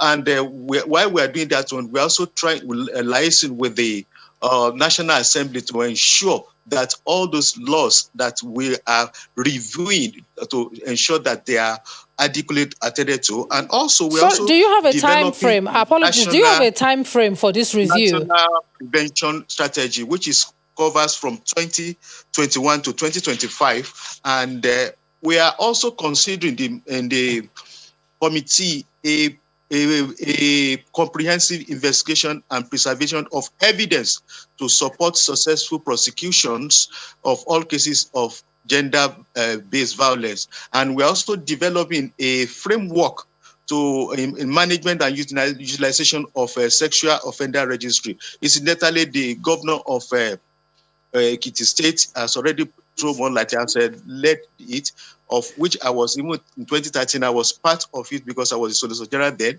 Then what we are now trying to do is to improve on that one. And in improving on that, we had a meeting of all the Attorneys General of the Federation with the Honorable Attorney General sometimes in June. And what we did was to now use that platform as an opportunity to discuss each and every the cases. You have to remember that most of these cases are state offenses, and the best we can do is when we come together, that's all the attorneys general, it will go a long way. We are also sorry, apologies. Before you go into what else, sorry, if you can hear me, I hope you can still hear me. If you can, if I can just stop you for a second there, if you can hear me. I heard about the review you're trying to do, but the bigger question is, do you have a time frame for this review? Because as the review is going on, the rape cases are going up. The ones that are in court are stuck there. So one of the bigger questions is it time for us to have some sort of a special court to quickly dispense with such cases while you're doing this review? Because the cases are not waiting for this to come through. There are two issues you have to also look at when we're looking at that. That has to do with investigation. It is not enough to take his case to court. We also have to look at a very investigation. If you don't have good investigation, it becomes an issue. And investigation is we need funding. And the funding is what we are also considering as part of our strategy, that if you have adequate funding, the issues of prosecution will be faster. And the Administration of Criminal Justice has already made things easier to do cases expressly, but the issue of funding has to be really addressed to ensure that the police that are coming to give evidence in court are available when the courts are sitting, that the magistrates that are going to attend to this case or the High Court, that the courts there's no congestion. So it's not just one question, one approach. We have to look at the court.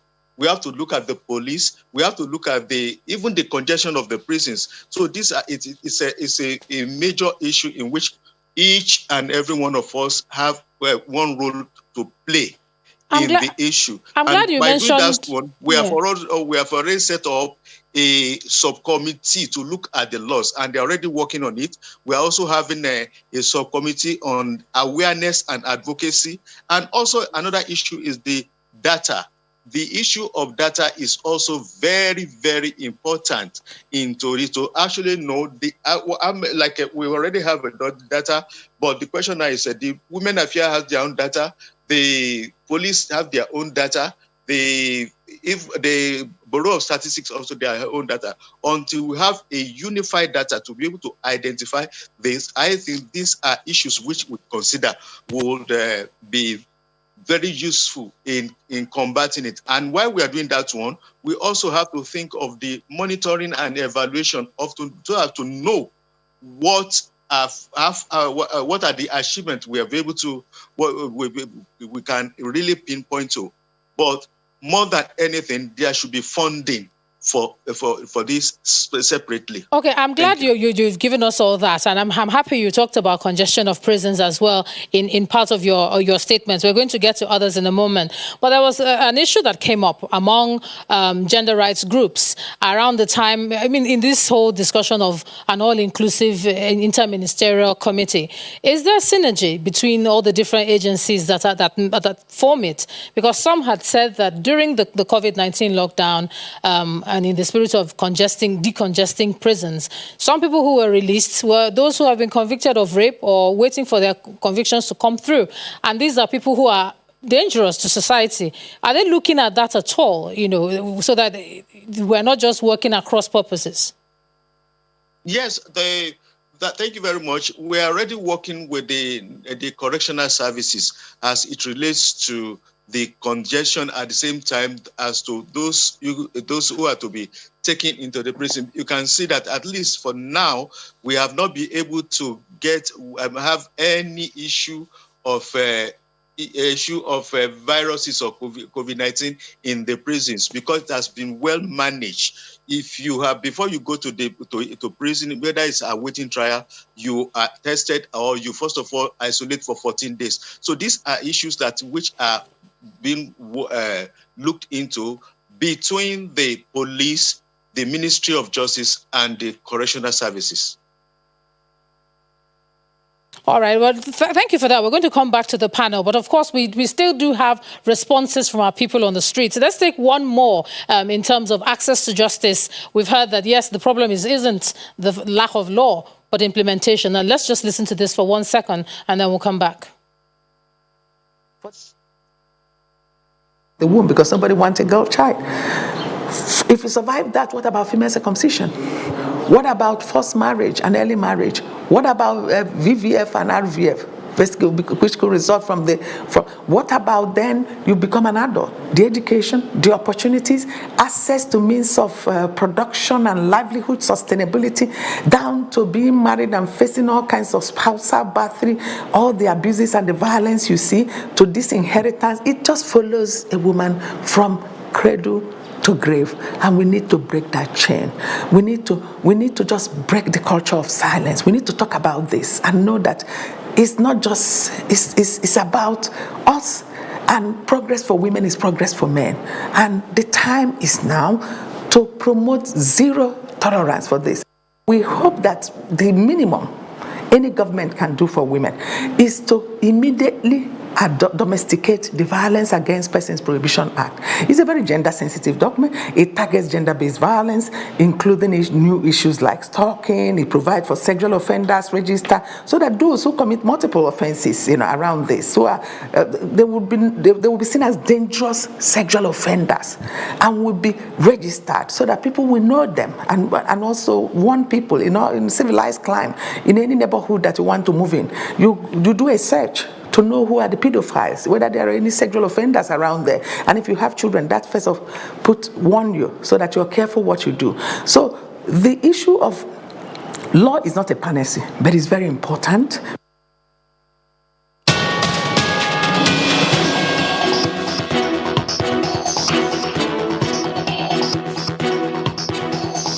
All right, you've heard that law is not a panacea, but it is very critical. So I'm going to go back to our virtual panel to have them respond to that now. And let me go back to the governor of Ekiti State, Governor Fayemi.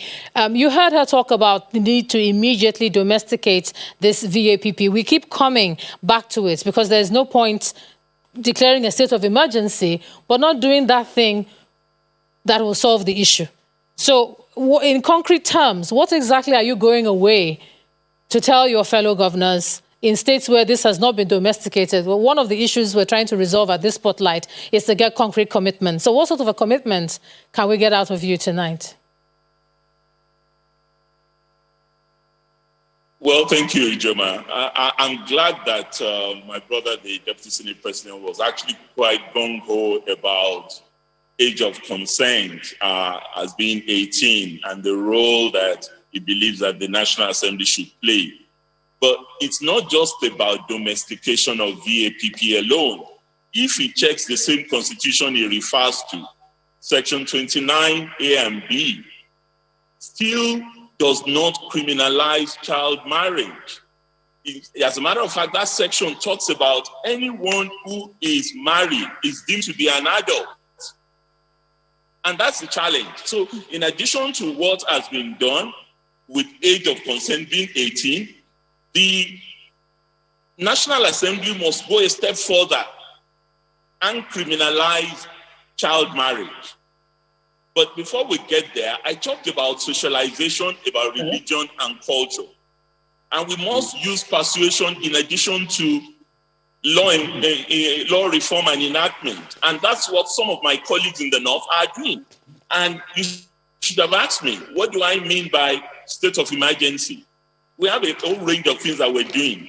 One is the zero tolerance. The second issue is for us to ensure that we have GBV management committee that is multi-sectoral in all the 36 states. We have an advocacy desk in our secretariat in the Nigerian Governors Forum, focusing on enlightenment. And 4, data. I'm glad the Solicitor General of the Federation talked about data. Data is so critical. You reeled out some figures earlier, which obviously gave an impression that this problem is more in some parts of the country than the other. That would be a false dichotomy that we're drawing. It may well be that in the section that you've seen more people being convicted for rape, it's also because there is greater awareness and more reporting to the police authorities, not necessarily a culture of silence. So don't use those numbers alone to determine the prevalence of offenses in all of these places. I think it's important that we have a data that is harmonized, that is accurate, that can help the law enforcement agencies. Here in Ekiti, we support the law enforcement agents, particularly the police, with all of the tools that they may need to do their work. Because that's also another challenge. And I'm glad the current Inspector General of Police is very seized of this issue and is really working with governors to ensure that whatever comes to court, investigation is done more properly. But we need to broaden the scope of investigation and witness protection as well, because the burden of proof is heavier and we need to find a way to relax it in order for victims to come out and be very confident that if they are protected in giving evidence, they're not going to become an object of ridicule. We know what happens in our society. When you say someone has been raped, it's like you condemn the person to a life of shame. And we need to be able to do a lot more in managing this. So for us at the level, at the Governor's Forum, more states are going to domesticate, I can assure you, because we have committed ourselves to that. So if you need a pledge from me, I can give you that pledge, that more states will domesticate the Violence Against Persons Prohibition Act. More states are going to reform their penal code to take into consideration these issues of age of marriage.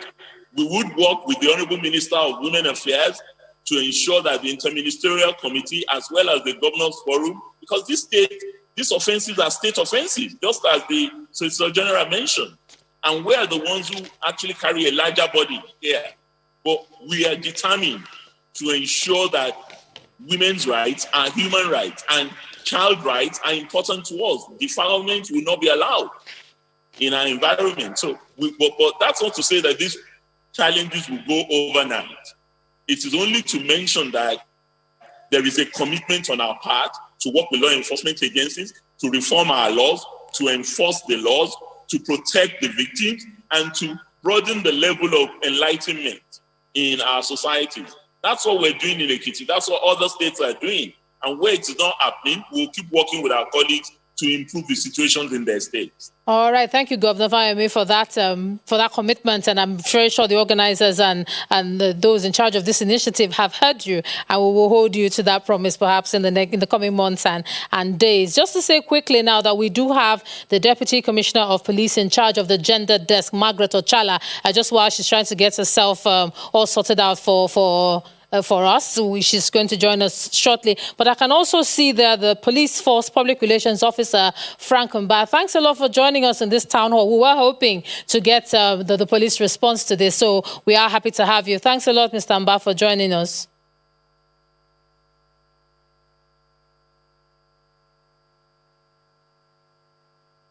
You go ahead. Go ahead. Thank you, Ijoma, and it's always a pleasure to. All right, I'm sure you've been listening in to the conversation so far. It has been around the legal framework. It's been around access to justice, but a key part of this puzzle is enforcement. We're talking about arrests and we're talking about prosecution. A number of cases do eventually get to the police station.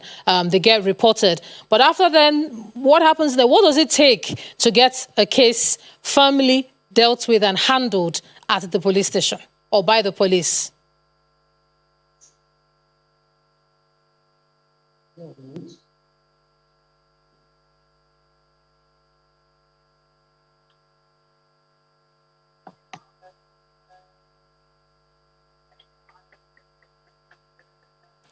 Okay, if you didn't hear that, I'm just trying to say that a key part of all we are talking about tonight is enforcement. We're talking about arrests and prosecutions, etc. So how have you been able to key into that, looking at the kind of figures, even coming in from the Nigeria Police Force, about 717 reported cases of rape? What does it take for cases like this to actually get logged and taken seriously at the station?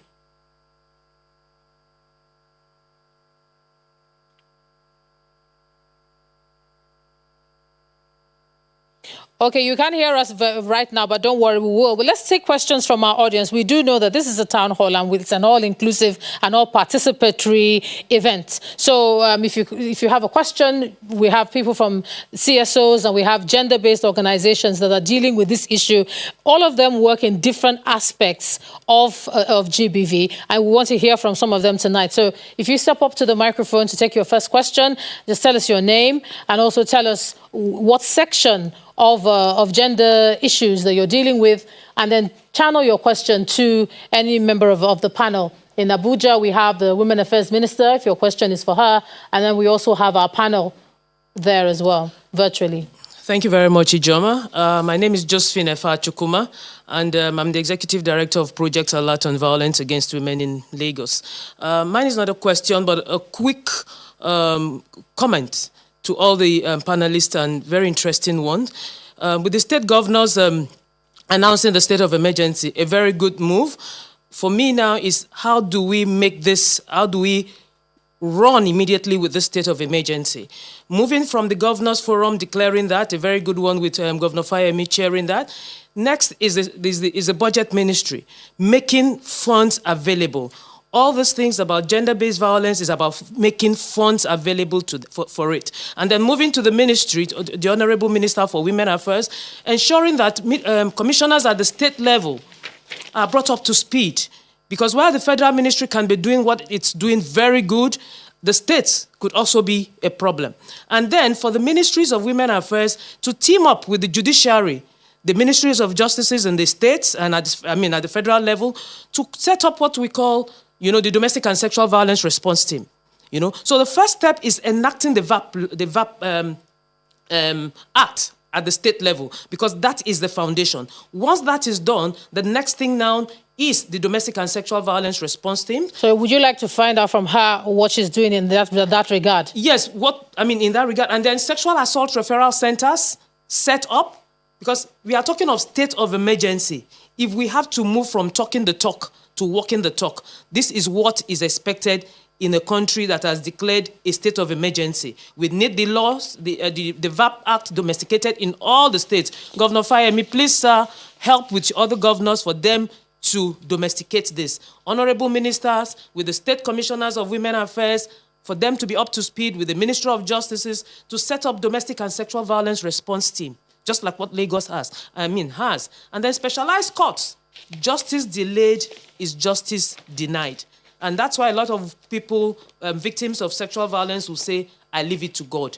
They don't leave it to God because they don't want justice. Right, I think you've gone around our entire panel. And for the Minister of State for Budget, who is talking about, he has already told you about the technical committees that are being set up. So can we quickly have the next one? And then if you can make it brief and make it a question that you're directing to any of the members of our panel, please. Thank you. All right. Thank you very much. I'm Abiola Akiyode Afolabi. I'm the Executive Director, Women Advocates Research and Documentation Center, WATC.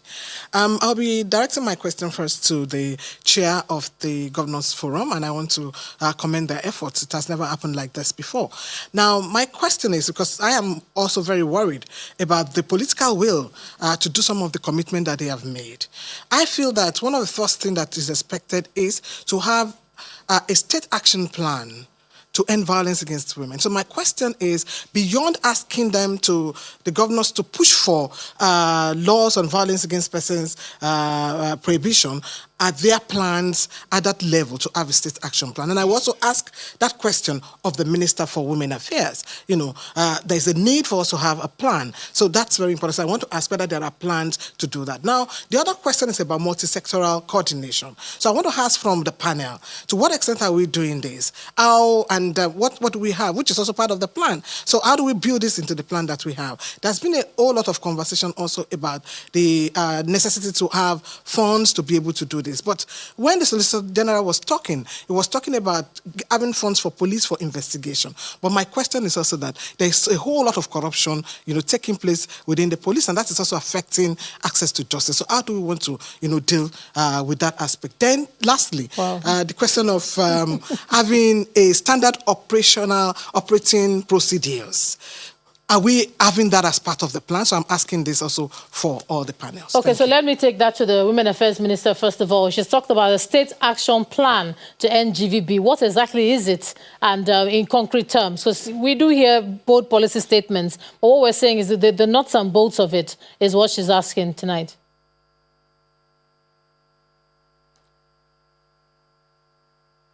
Please go ahead. Thank you very much. Yeah. I really appreciate that question. The Federal Ministry of Women Affairs, we have a structure, and that's the State Ministry of Women Affairs with commissioners, headed by the commissioners and the permanent secretaries and all their directors. And at the local government level, we have the social welfare officers who work directly with our commissioners. We have an action plan, but again, this action plan can only be effective if the state commissioners have the support of their governors.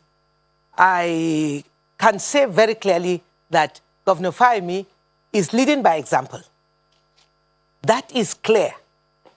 And since he's leading by example, he can only talk for his state. But he has made a commitment. And I remember vividly when I had the Zoom meeting with them on the 10th of June, it was a unanimous decision. He showed commitment, and almost all the governors showed commitment. And I believe them. But this question is ripe, and that's what everybody is asking. We want to see the action really in place. The Violence Against People's Prohibition Act, that's the VAP Act, is yet to be domesticated in some states. But I believe, and I take the words of Governor Fayemi, that by vowing and assuring us that very soon most of so many states will domesticate this, the VAP Act and the Child Rights Act, And we also hope to see that all states will open the sex offenders registers where victims will be shamed. I've been appealing to all our governors to support the state commissioners of women affairs. We have this problem all over. Issues that affect women are not properly funded. And that's the cry. Anytime I have meetings with them, that is the complaint, that's the cry. But we have exceptional states that are really supporting them. And I've identified those states. I have honored them as champions and heroes because they have shown clearly. Governor Fayemi is one, the governor of Lagos State is another, the governor of Kaduna State is another, the governor of Kwara State is another. So many are coming up, and I'm appealing, and I want to see all our governors key in. Just as what Governor Fayemi is doing, his wife is fully committed. She is leading the coalition of women, first wives of governors that are concerned about rape and gender-based violence. The First Lady of the Federation, Aisha Muhammadu Buhari, has lent her voice. She is leading this war, supported by all the governors' wives. The wives are supportive. They are very supportive to their husbands, and we are working closely with them. We need more support from other governors. All right, we're going to come back to you. We hear you. We hear your response. But very quickly now, I'm going to take it back to the Minister of State for Budget and National Planning, Clement Agba. I know you have to rush off, but let me just ask you to respond to what the Minister of Women Affairs has said, that women's issues are not properly funded. And tonight we'd like to get that, again, concrete commitment to funding the issues that affect them. This is coming directly from the Minister now, and not just CSOs. So before your final words, before you rush off in terms of funding for issues that affect women. Like I said, the various TWGs are working and we're looking forward to their plans. However, what I can do is to commit to providing more funding using budgetary tools to the Federal Ministry of Women Affairs. However, the 36 states will need to fund their ministries adequately. I have also mentioned that the 36 states are involved in these various technical working committees so that we have a common plan. And that plan helps us in providing the fund. All right. We are working with the EU and the UN and through our International Cooperation Department. So we'll continue to liaise with other partners to assist in the funding of gender-based violence-related issues. All right, Minister of State for Budget and Planning, thank you so much for joining us on this town hall. As you rush off, we hope that you take the message with you as you go. But we do have other questions from our audience in Abuja. And let's see who we have first. If you just step up to the microphone, tell us what agency where you work within the GVB, and then direct your question to any of our panelists. Thank you. Okay, thank you. I'm Dorothy Njamanze, the Executive Director of the Dorothy Njamanze Foundation. It's a survivor-run organization. We respond to sexual and gender-based violence. So I have a couple of interventions, and the first thing would be an appeal to all the members of the panelists to please, led by the Honorable Minister of Women Affairs, to please lead the advocacy to close all schools that expel pregnant girls. Children cannot consent to sexual activity, and so it is not fair that they get punished for, being impregnated.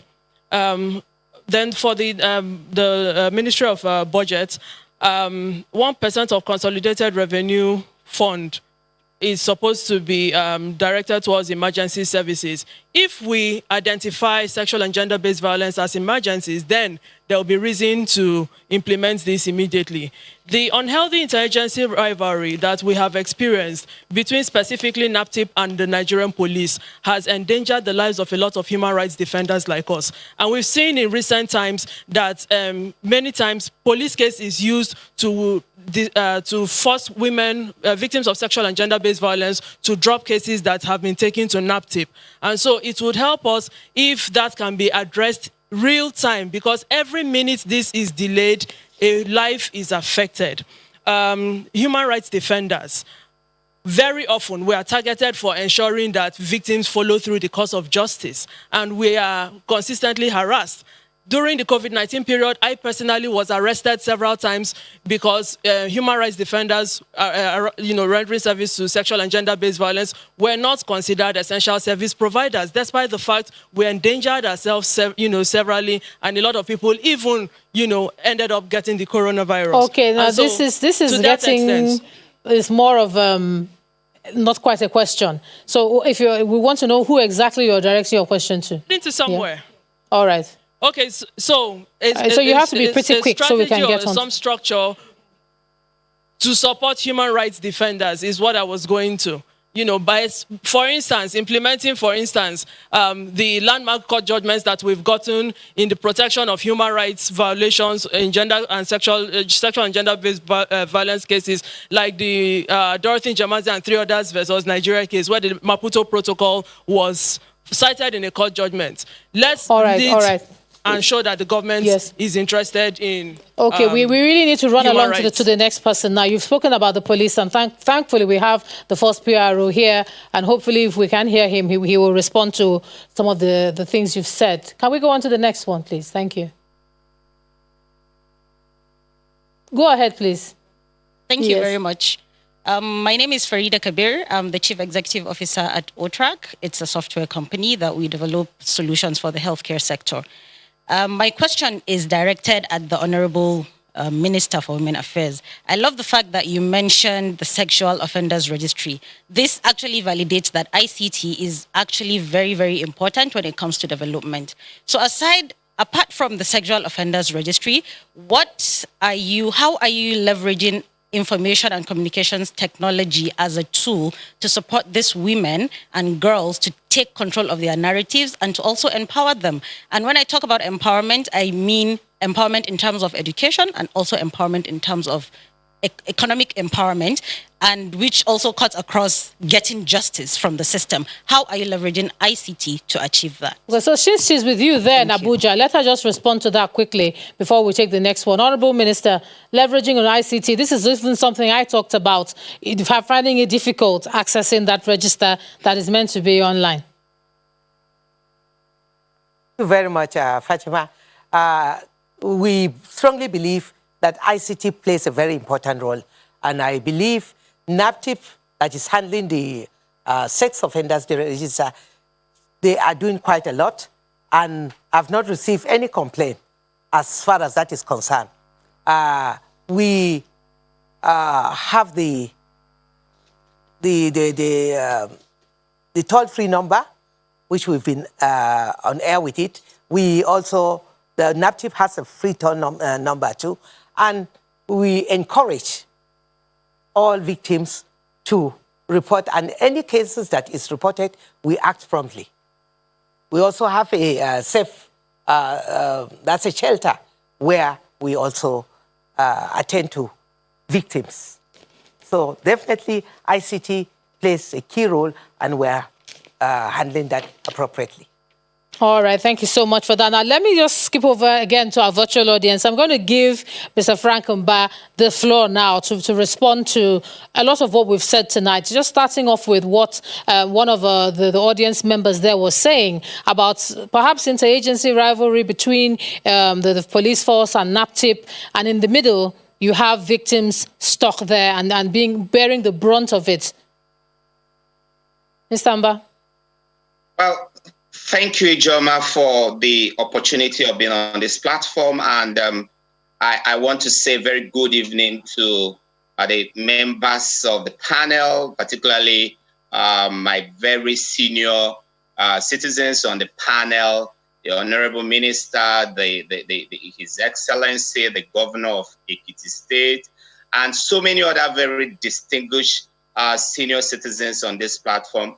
And of course, not forgetting members of the civil society groups who are also on this platform, a lot of them who have actually been working with us and supporting us in our efforts to actually tame the hydra-headed problem of sexual and gender-based violence. And having laid this foundation, let me start by responding rather than actually putting up my own ideas. Let me start by responding to some of the issues that have already been raised. And I will start with Dorothy Njamanze's position on the seeming rivalry between the Nigeria Police Force and the NAPTIP. And I want to tell you, Ijoma, that sometimes a lot of these situations are exaggerated and blown out of context. For us at this end, we don't see any form of rivalry or any form of competition between the NPF and NAPTIP. Rather, we see NAPTIP as a sister agency, and we need to work with them. And you need to understand this, Ijoma, that NAPTIP, from its inception, has been receiving a lot of support from the Nigeria Police Force. Whenever they have very risky operations, we provide fire cover for them. As a matter of fact, we've always had police officers seconded to NAPTIP from the time of its inception, and we continue to work with them. Very recently, the Inspector General of Police, IGP Mohammed Abubakar Damu, hosted the DG of NAPTIP, as well as the Executive Secretary of the National Human Rights Commission, and they did address the media jointly, and that meeting they deliberated essentially on the challenges touching on sexual and gender-based violence. So I don't want to overflog this issue. There are still rooms for us to improve in this partnership. There are still rooms for us to strengthen and deepen this collaboration, and that's exactly what we're exploring.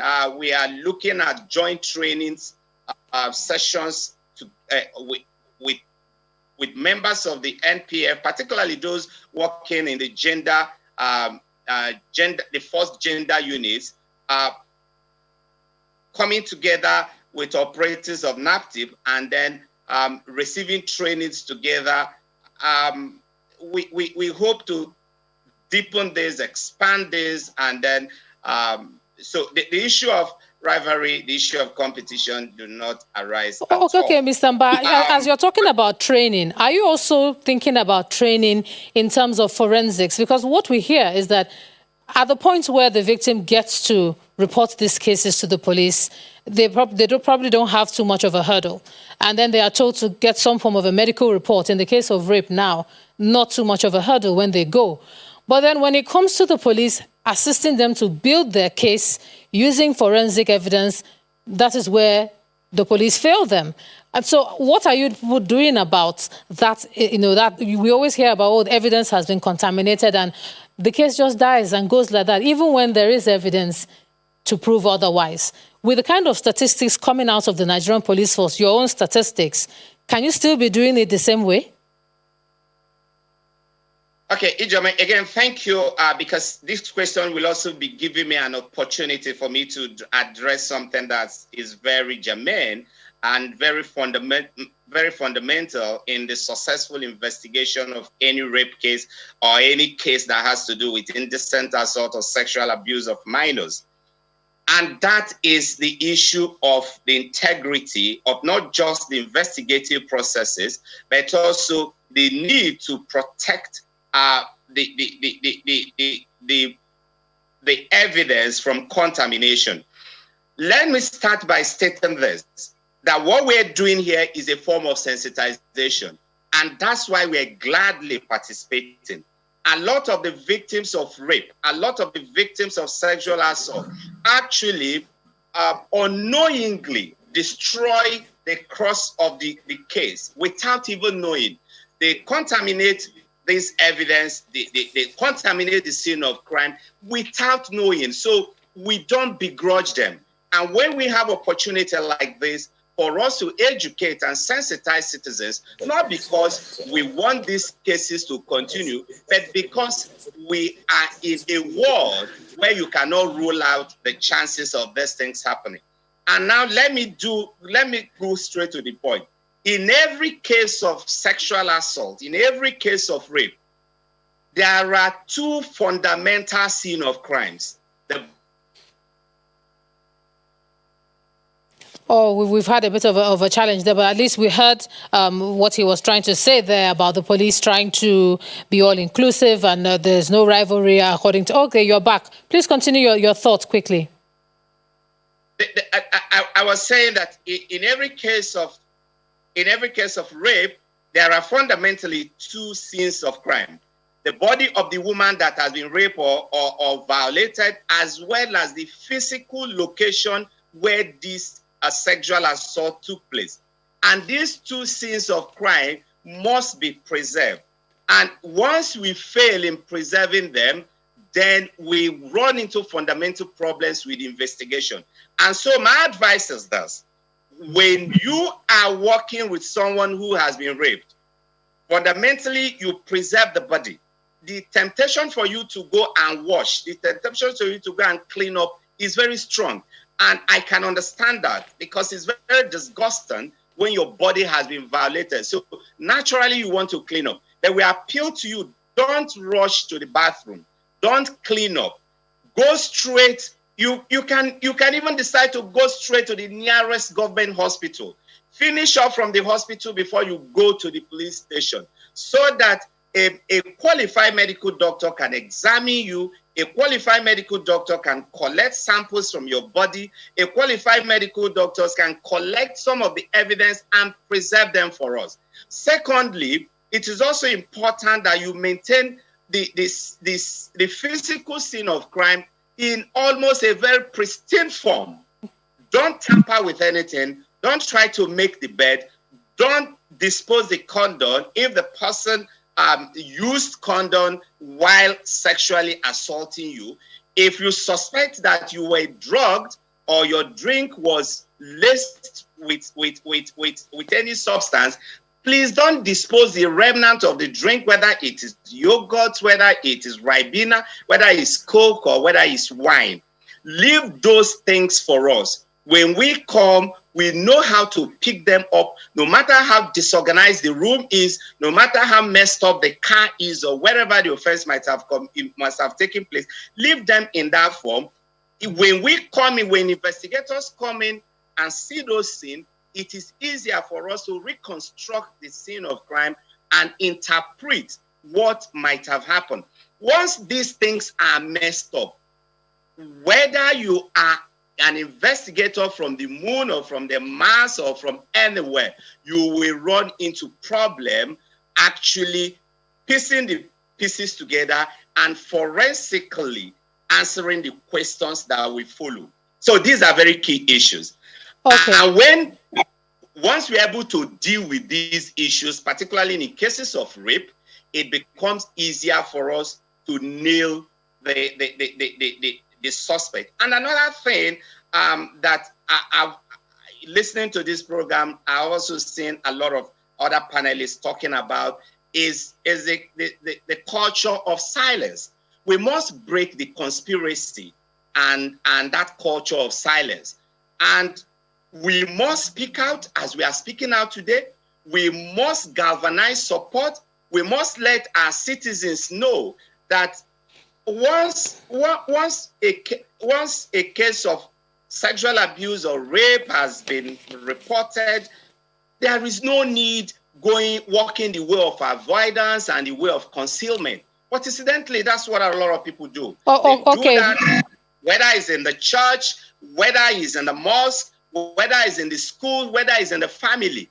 There are always conscious efforts to silence the victim, particularly when they are underage persons. Sometimes the concealment comes from their parents, from their mothers, from their nephews, and also a lot of time parents don't even believe their children when they tell them they have been sexually abused, especially by people in position of trust, in position of authority, and people who have got filial relationship with them. Okay, Mr. Mba, unfortunately, I'm going to have to take those as your final words on the matter. What I'm also going to try to do is to get the final words from our panelists. That's our virtual panel first. And we're going to start off with the Deputy Senate President to give us his final words. We will then go on to Governor Fayemi of Ekiti State, and then we'll end up with the Minister of Women Affairs. But let me start with you first, Senator Ovie Omoagege. Your final words tonight, please.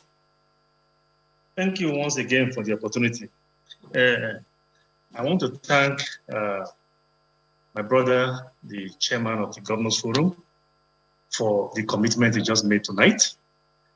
That is a revolutionary commitment. It is a historic commitment, and I'm sure he understands that we are going to hold him to that commitment, working with his brother governors to domesticate not just the VAT Act, but I believe also the Child Rights Act. But let me also say this: while having these negotiations with our governors, I think we need to make clear that when we push for the domestication of VAT and the Child Rights Act, it doesn't necessarily have to be wholesale domestication. We can go ahead, as the governor, as the chairman of the Governors Forum has pointed out, by appointing me to Section 29, Subsection 4 of the Constitution. We can, while doing the domestication, you can provide for the marriage exception. If you provide for the marriage exception, there's still a lot of very good things, in both acts, both the VAT Act and also the Child's Right Act. Once you provide for the marriage exception, you can go ahead and domesticate the leftovers. Now, apart from that, there's also this issue, the benefits are coming from this sex offenders register, which the governor also alluded to admirably in the way it has been implemented in Ekiti State. We like that. In the course of these negotiations too, with your colleagues, Your Excellency, it may also help that in the absence of the marriage exception, this be made part of the domesticated local statute. But if that does not work, we can also have it as a standalone. We can have the sex offenders register as a standalone piece of legislation for the various states. Now, having said that, let me also speak to the position eloquently put forward by the police, I believe, public relations officer. You've spoken very, very well, and you've raised the issue of consent with concerns regarding. Yes, just to remember that these are your final words, Senator Mwagige, just to make it really brief because we need to go actually. Yes, on the issue of silence. There's a reason these victims remain silent or reluctant to make reports. They do so because, one, they are not so sure that we have the police investigate, and to the extent that the police does investigate, they're also sure that they will go ahead to proceed with prosecution. So if you give the commitment, which I've also seen tonight in the way and manner you've made this presentation, assuming and believe that you're speaking for the police force, I think that will give confidence to this victim to step forward, and make their report. So once again, I want to thank you for the opportunity to participate in this event. Thank you. Thank you. And to Governor Fayemi, your final words, Governor Fayemi. Thank you, Gemma. Well, there were questions put to me by my comrade sisters, Josephine and Abiola, about whether there's an action plan. I can say categorically that we're working on an action plan. Ekiti will launch it on December 10, Human Rights Day, and we would also ensure that it's replicated across our other states. But let me say, aligning myself with what the Deputy Senate President said, that in our country, poverty and patriarchy work hand in hand to undermine the place of women. And if we must tackle this issue, we must tackle it from the roots as well. We must begin to tackle the way patriarchy undermines women's human rights and underplays defilement. Just as my brother Frank Mba said, we have seen cases here in Ekiti where parents of victims are the first to even plead on behalf of the offender. And that is a challenge we have to confront. It's tradition, It's culture, call it anything. We need to address this at several levels. And that's why I said, in addition to doing what we're doing with the VAP Act, with constitutional reform, if we say that every girl child must go to school compulsorily until SSS 3, most girls will not get to SSS 3 until they're 18. So it behoves on us as government to provide free education to ensure that that happens in all states. That's what we're doing in Ekiti. That's what many states are doing in the north and in other parts of the country. It would complement what we want to do on the side of law reform. But we don't have all the answers. Let me just tell my sisters from the non-governmental sector. We in Ekiti, our gender-based management committee, which is chaired by the wife of governor here, is multi-sectoral. We have a lot of civil society actors in our gender-based violence committee. So it's not something, we don't have all the answers as government. There are people in civil society who know more about how to tackle these issues better than we do. And we're willing to listen. As to my pledge, yes, it's a journey of 1,000 steps. It begins with a single step. Deputy Senate President, hold me up to it, but also work on your colleagues, your friends who are governors. They're my brothers. They're committed to this. They've expressed their commitment, and we'll keep working via our secretary, because the Governors Forum is nothing but a peer learning body. We learn from one another. We don't impose views on ourselves, but through learning, we begin to shape reality, and we begin to replicate the good that is happening in one state in other states. All right, Governor Fayemi, we see you throwing the challenge there back to the National Assembly. We recognize that and we see that. But just your final words also, the Solicitor General of the Federation, Dayo Akpata, especially around what one of our viewers was saying there about making it illegal to ask pregnant girls to leave school. Quickly now, your final words, really brief, please, if you can.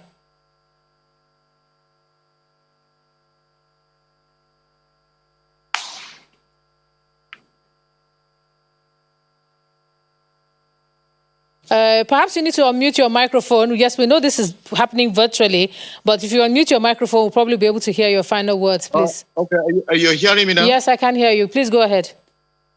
Okay, I said, like I said in my opening statement, the Ministry of Justice, through the Interministerial Management Committee, is developing a national prevention strategy. And embedded in this strategy, we have the short term, we have the medium term, we have the long term.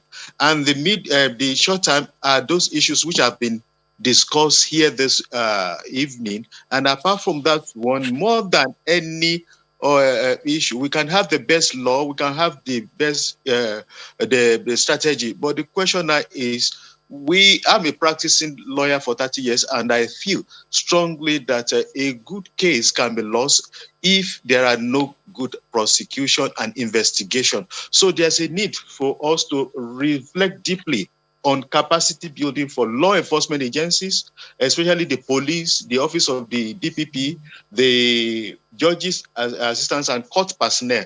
And apart from that one, there's a need for information awareness about the women's legal rights and access to justice. And while we're doing that one, we also need, like I said initially, that there's a need for data, the adequate data, to be able to know what we really have on ground.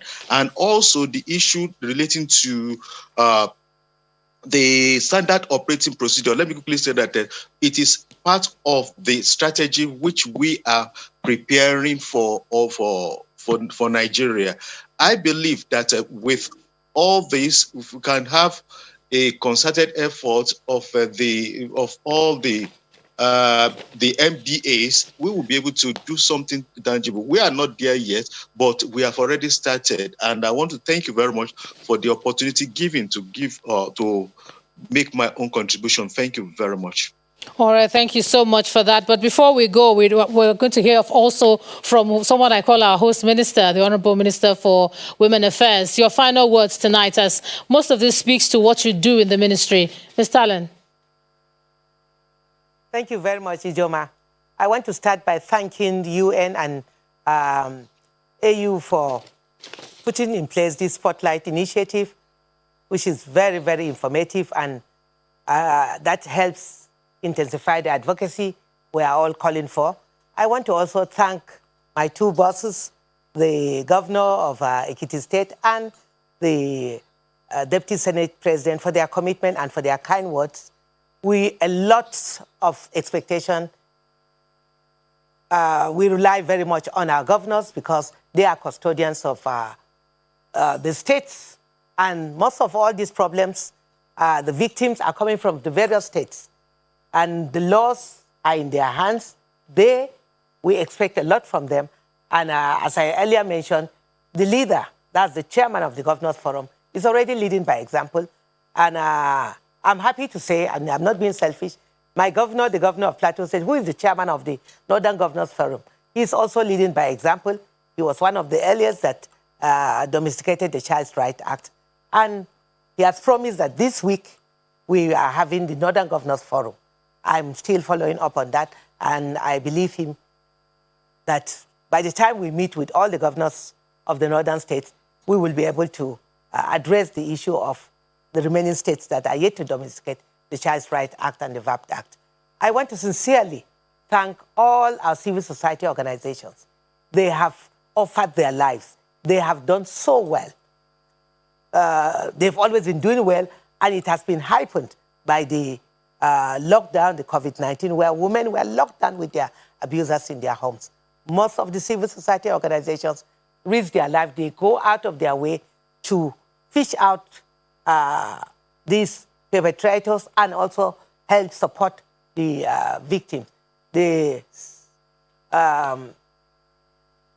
Civil Rights, Human Rights Commission, under the able leadership of the DG, Tony Ejuku, he's doing very well too. I commend his effort, and NAPTIP, FIDA are doing very, very well. And I want to acknowledge FIDA and Dorothy Emanze's Foundation. They are doing extremely well because FIDA have supported so many victims, and we are very proud of them. This civil society organization and government cannot do it alone. Rape and gender-based violence is a societal problem.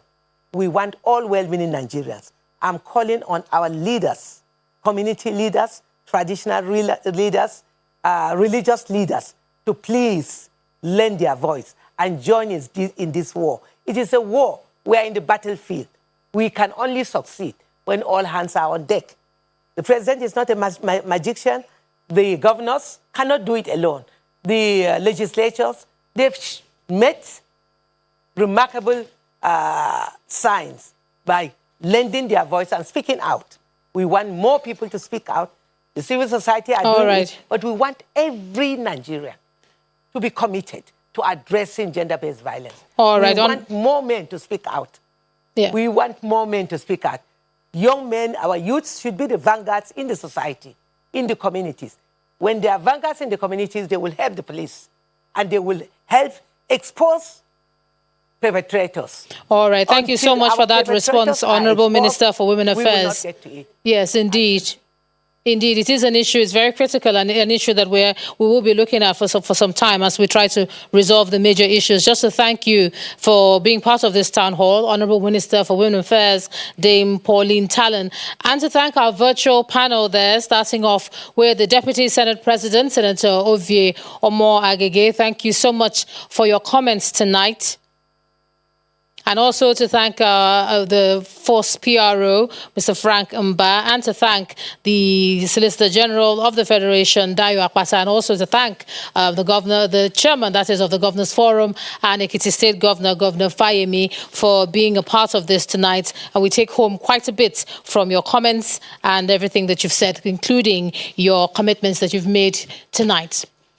Now, in convening this unique town hall meeting, the EU and the UN have come together very strategically to show the way, really, for a more just society. Let's now listen to comments from the EU Commissioner for International Partnerships. We'll also hear comments and a special message from the United Nations Deputy Secretary General, Amina Mohammed. Let's listen in to how they address the town hall tonight.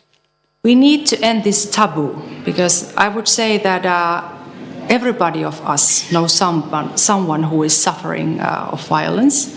So I think we need to talk about it. We need to talk about it very bravely with our friends, with our colleagues, but also publicly.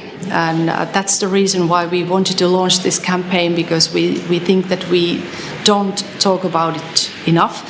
And we really want to encourage people to tell their stories and be very open and frank and also tell their experiences, and I think that's the way also to break the taboo.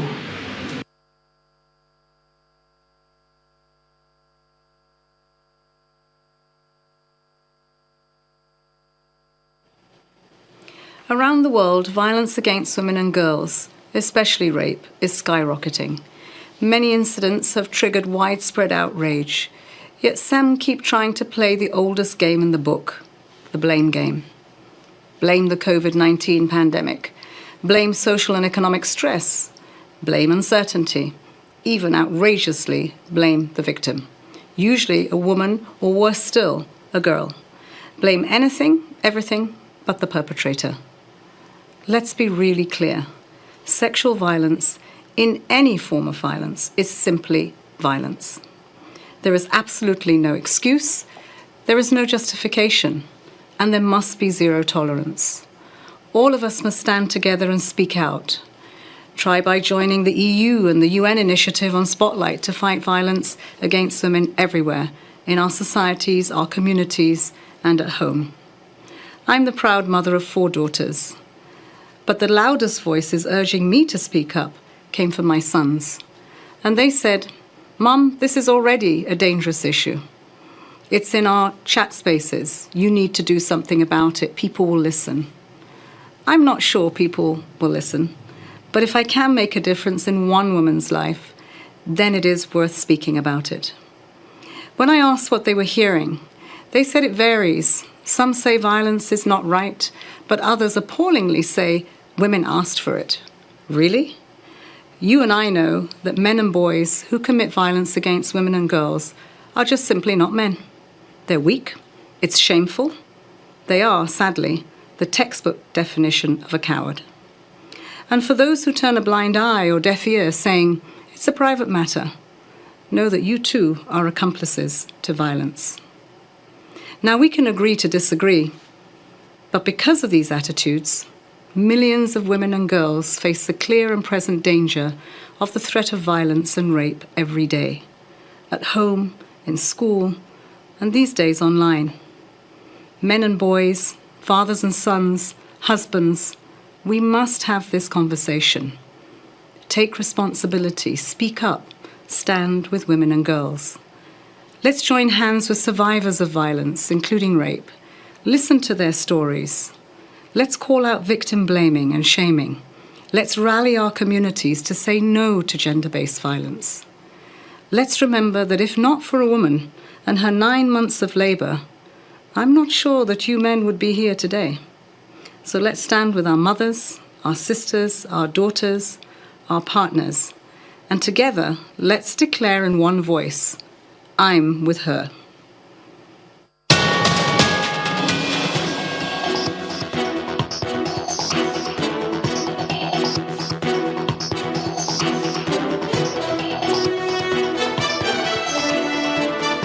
Deputy Secretary General of the United Nations, Amina Mohammed, there giving a very powerful statement. I am with her. Don't be an accomplice either. Now, we're going to move very swiftly now to our panel in Abuja, in our Abuja studio. We have the National President of the Federation of Women Lawyers, that's FIDA. Thank you for joining us on the program.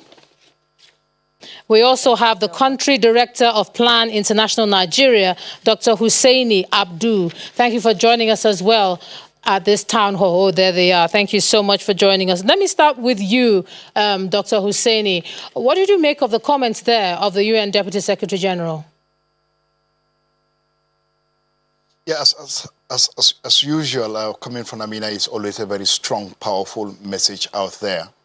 The whole challenges of gender-based violence probably succeeding because people are accomplices. There are a lot of accomplices out there. And these accomplices are right with us at the family level, at the workplace, at the community level, because instead of actually protecting this victim or people who have been violated, they ended up probably blaming the victim. And I think this is the cultural dimension of this whole challenge that we haven't been able to deal with. That the victim ends up becoming the perpetrator in court because the system is such that there are certain kind of life and kind of expectations from a woman.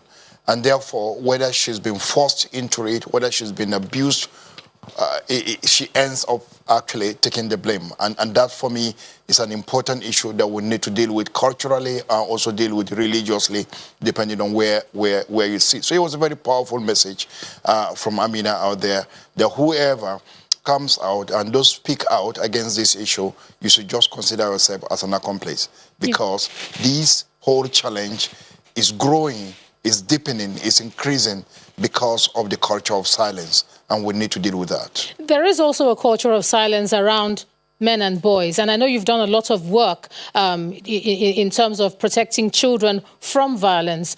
When you look at the security situation we have in the country, loads of children in IDP camps. I know you've done a lot of work within that area. What challenges are you facing reaching such children, boys in particular, that are also victims of this, many of them being sodomized, as we hear and saw in the statistics? How bad is it on the field for you? It's a very huge issue, and that's what we're dealing with generally. Anytime you actually have an emergency or you are dealing with a major crisis, one of the major manifestations of that are issues around sexual and gender-based violence. If you take the Northeast, for instance, and the statistics shown earlier did indicate that the Northeast actually has one of the regions with the highest cases, and that's actually not a surprise. In the last 11 years, 3 very important states in that region have been going through very devastating crises that are actually related to protection. And that's why when I describe the crisis in the Northeast, I said it's a protection crisis that actually largely affects women. As of last year, more than 10,000 women had passed through Boko Haram in one way or the other. 10,000 in 10 years. It's unbelievable. And the level of abuse is totally unacceptable. So the crisis in the Northeast is a crisis that first affects women than any other person. If you talk about whether you are talking about the Chibok girls or you are referring to the issue in Ndapchi or the women that have been individually, collectively picked, because many times we are horrified, of course, and we have a right to feel that way about the Ndapchi incidents or the Chibok incidents. But there are hundreds of other women that have been individually or collectively or in group picked by this element, and we know what they went through. The Human Rights Watch reported last year that about 10,000 women may have gone through this particular issue, this particular situation. And this is what we are seeing with the cases of banditry or the cases of herders, farmers conflicts, and there are a series of reports around that. When you create violent conflicts, there's also room for this kind of situation that we are actually discussing today. So it's a very big issue. We deal with that on a daily basis, providing the kind of support that we could provide, psychosocial support for these women, because that's the primary need.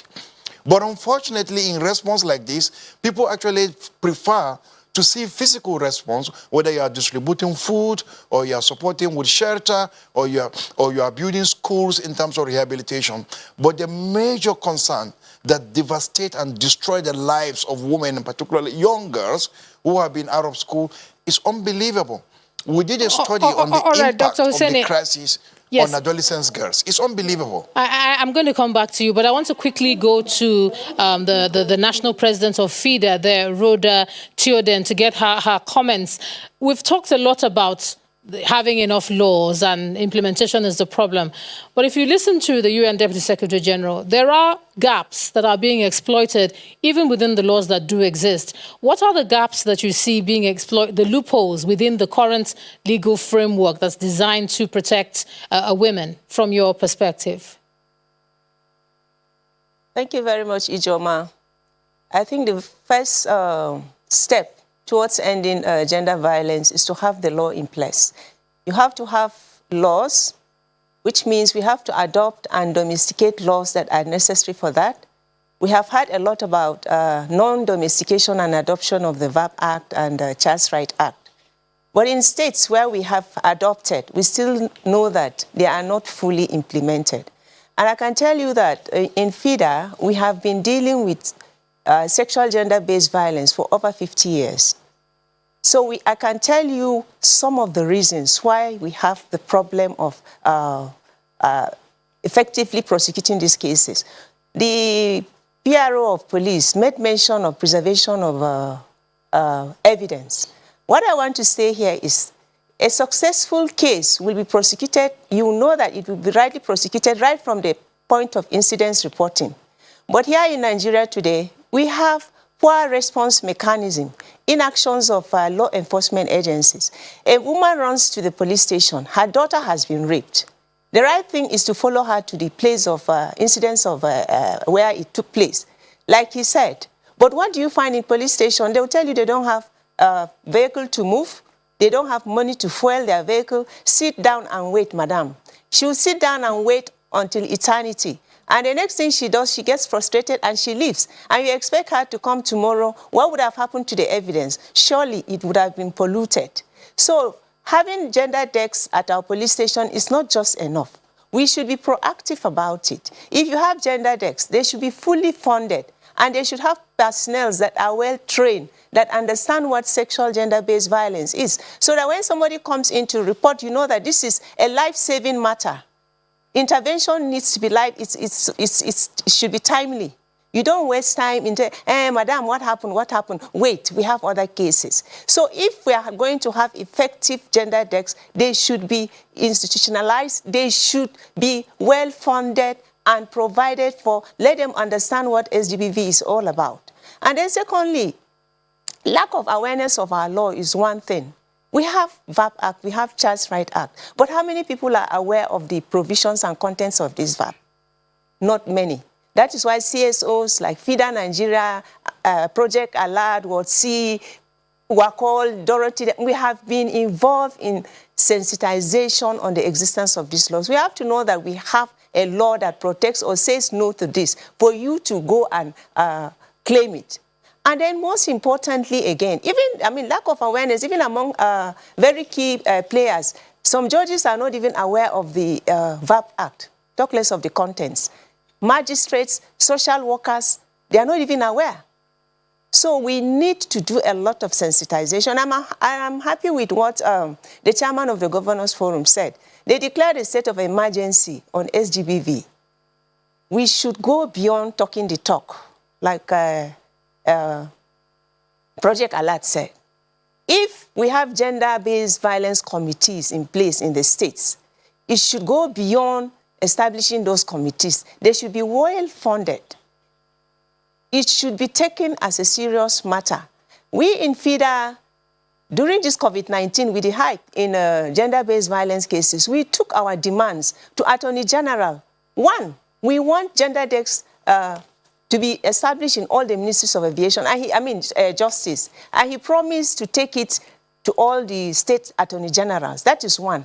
And when you go to court, prosecuting SGBV cases is one issue in courts. Courts cannot manufacture evidence. They cannot give you evidence. You have to produce evidence.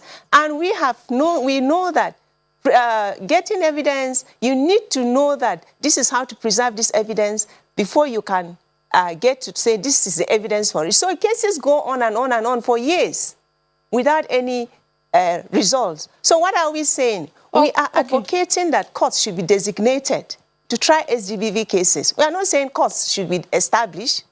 because that will go to the National Assembly. But you can designate some of the magistrates' courts and high courts to try these cases, and that way it will reduce the stress on even the victims. Okay, Mr. Let me take that as your final word on that, and just quickly come back to Dr. Abdul for his final word. And my question, as you wrap up, is consolidation of the work that CSOs do. We see so many agencies working in different areas and aspects, but are they actually lobbying at the right level and with the right group of people? What's your engagement with Parliament or the National Assembly now to push some of this advice through to the top quarters as you round up now, please?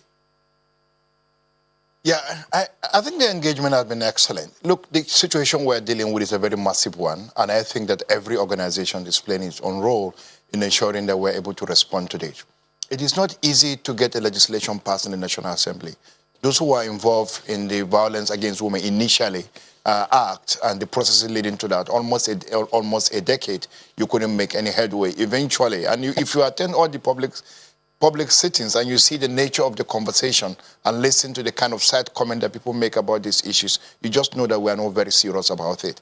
The VAC Act, look, how we changed it from violence against women to violence against persons was part of the simple process of dismissing issues that concerns women, and it's totally unacceptable. So when our parliamentarians come to the public and they make statements as if they are committed to these issues, for me, there is no commitment whatsoever on it, because I know the Violence Act, I know what it took for it to be passed, and at the end of the day, it was watered down. The same reason that we are not getting that concurrence at the state level, because many of the states are not committed to that. The same issue around the Child Rights Act. And you see that across, particularly in northern part of the country, it's very shameful that you can't even have a conversation around it. For some, it is like a taboo to talk about the child rights. So it's so irresponsible that we need to try as much as possible to recognize that, look, children are citizens and they have rights. Women are citizens and they have rights. And there are legislations, special ones, that will promote, protect, and advance their rights. We need to support that. That is why people are out there as legislators. That's why people come out every 4 years to elect leaders and elect people into the parliament. And therefore, for me, we can do more. They can do more. But they need to listen to what the civil society is saying. Thank you. All right, then, thank you so much. Country Director, Plan International Nigeria, Dr. Hussaini Abdul, thanks a lot for being part of this panel and just joining in on this conversation. Thank you so much for that. And I also like to thank the National President, Federation of Women Lawyers, FIDA, Rhoda Theoden, also for her comments tonight. Thank you so much for being part of this town hall. You're welcome, Joma. Right, well, now we did promise that the president, that's Nigeria's President Muhammadu Buhari, was going to address this town hall. Let's just listen in to the message of support that the president has for us tonight. I stand in solidarity with all the women and men here in Nigeria and around the world that say no to violence against women and children. A lot of good progress has been made in the past few months. We have established an interministerial management committee on the eradication of gender-based violence in the country. Many states in the country have passed laws promoting access to justice for women and children, and services are being improved to support survivors of violence. I particularly commend the efforts of the Ministry of Women Affairs and the Ministry of Justice, national and state assemblies, the Nigerian Governors Forum, the Nigerian Police Force, our donors and development partners for their commitment and efforts to making Nigeria a safer place for women and children. I can see greater integration and coordination across these sectors.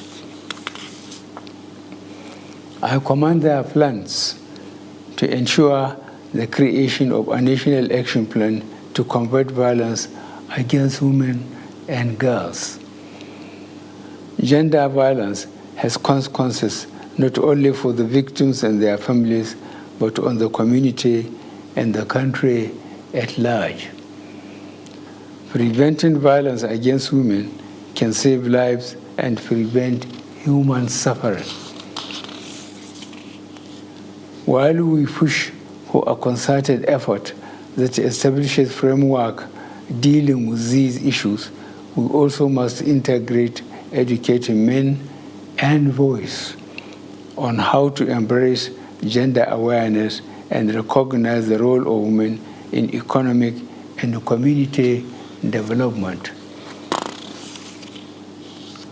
A lot still needs to be done, and I call on all our men and boys to help us in achieving our goal of creating a society that is free from domestic violence, rape, and all other forms of violence against women and children. Thank you. Nigeria's President Muhammadu Buhari.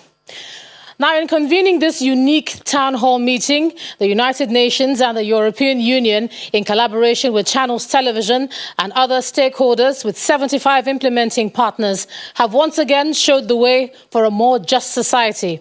We've identified the big elephant in the room and tried to give it a well-deserved shove.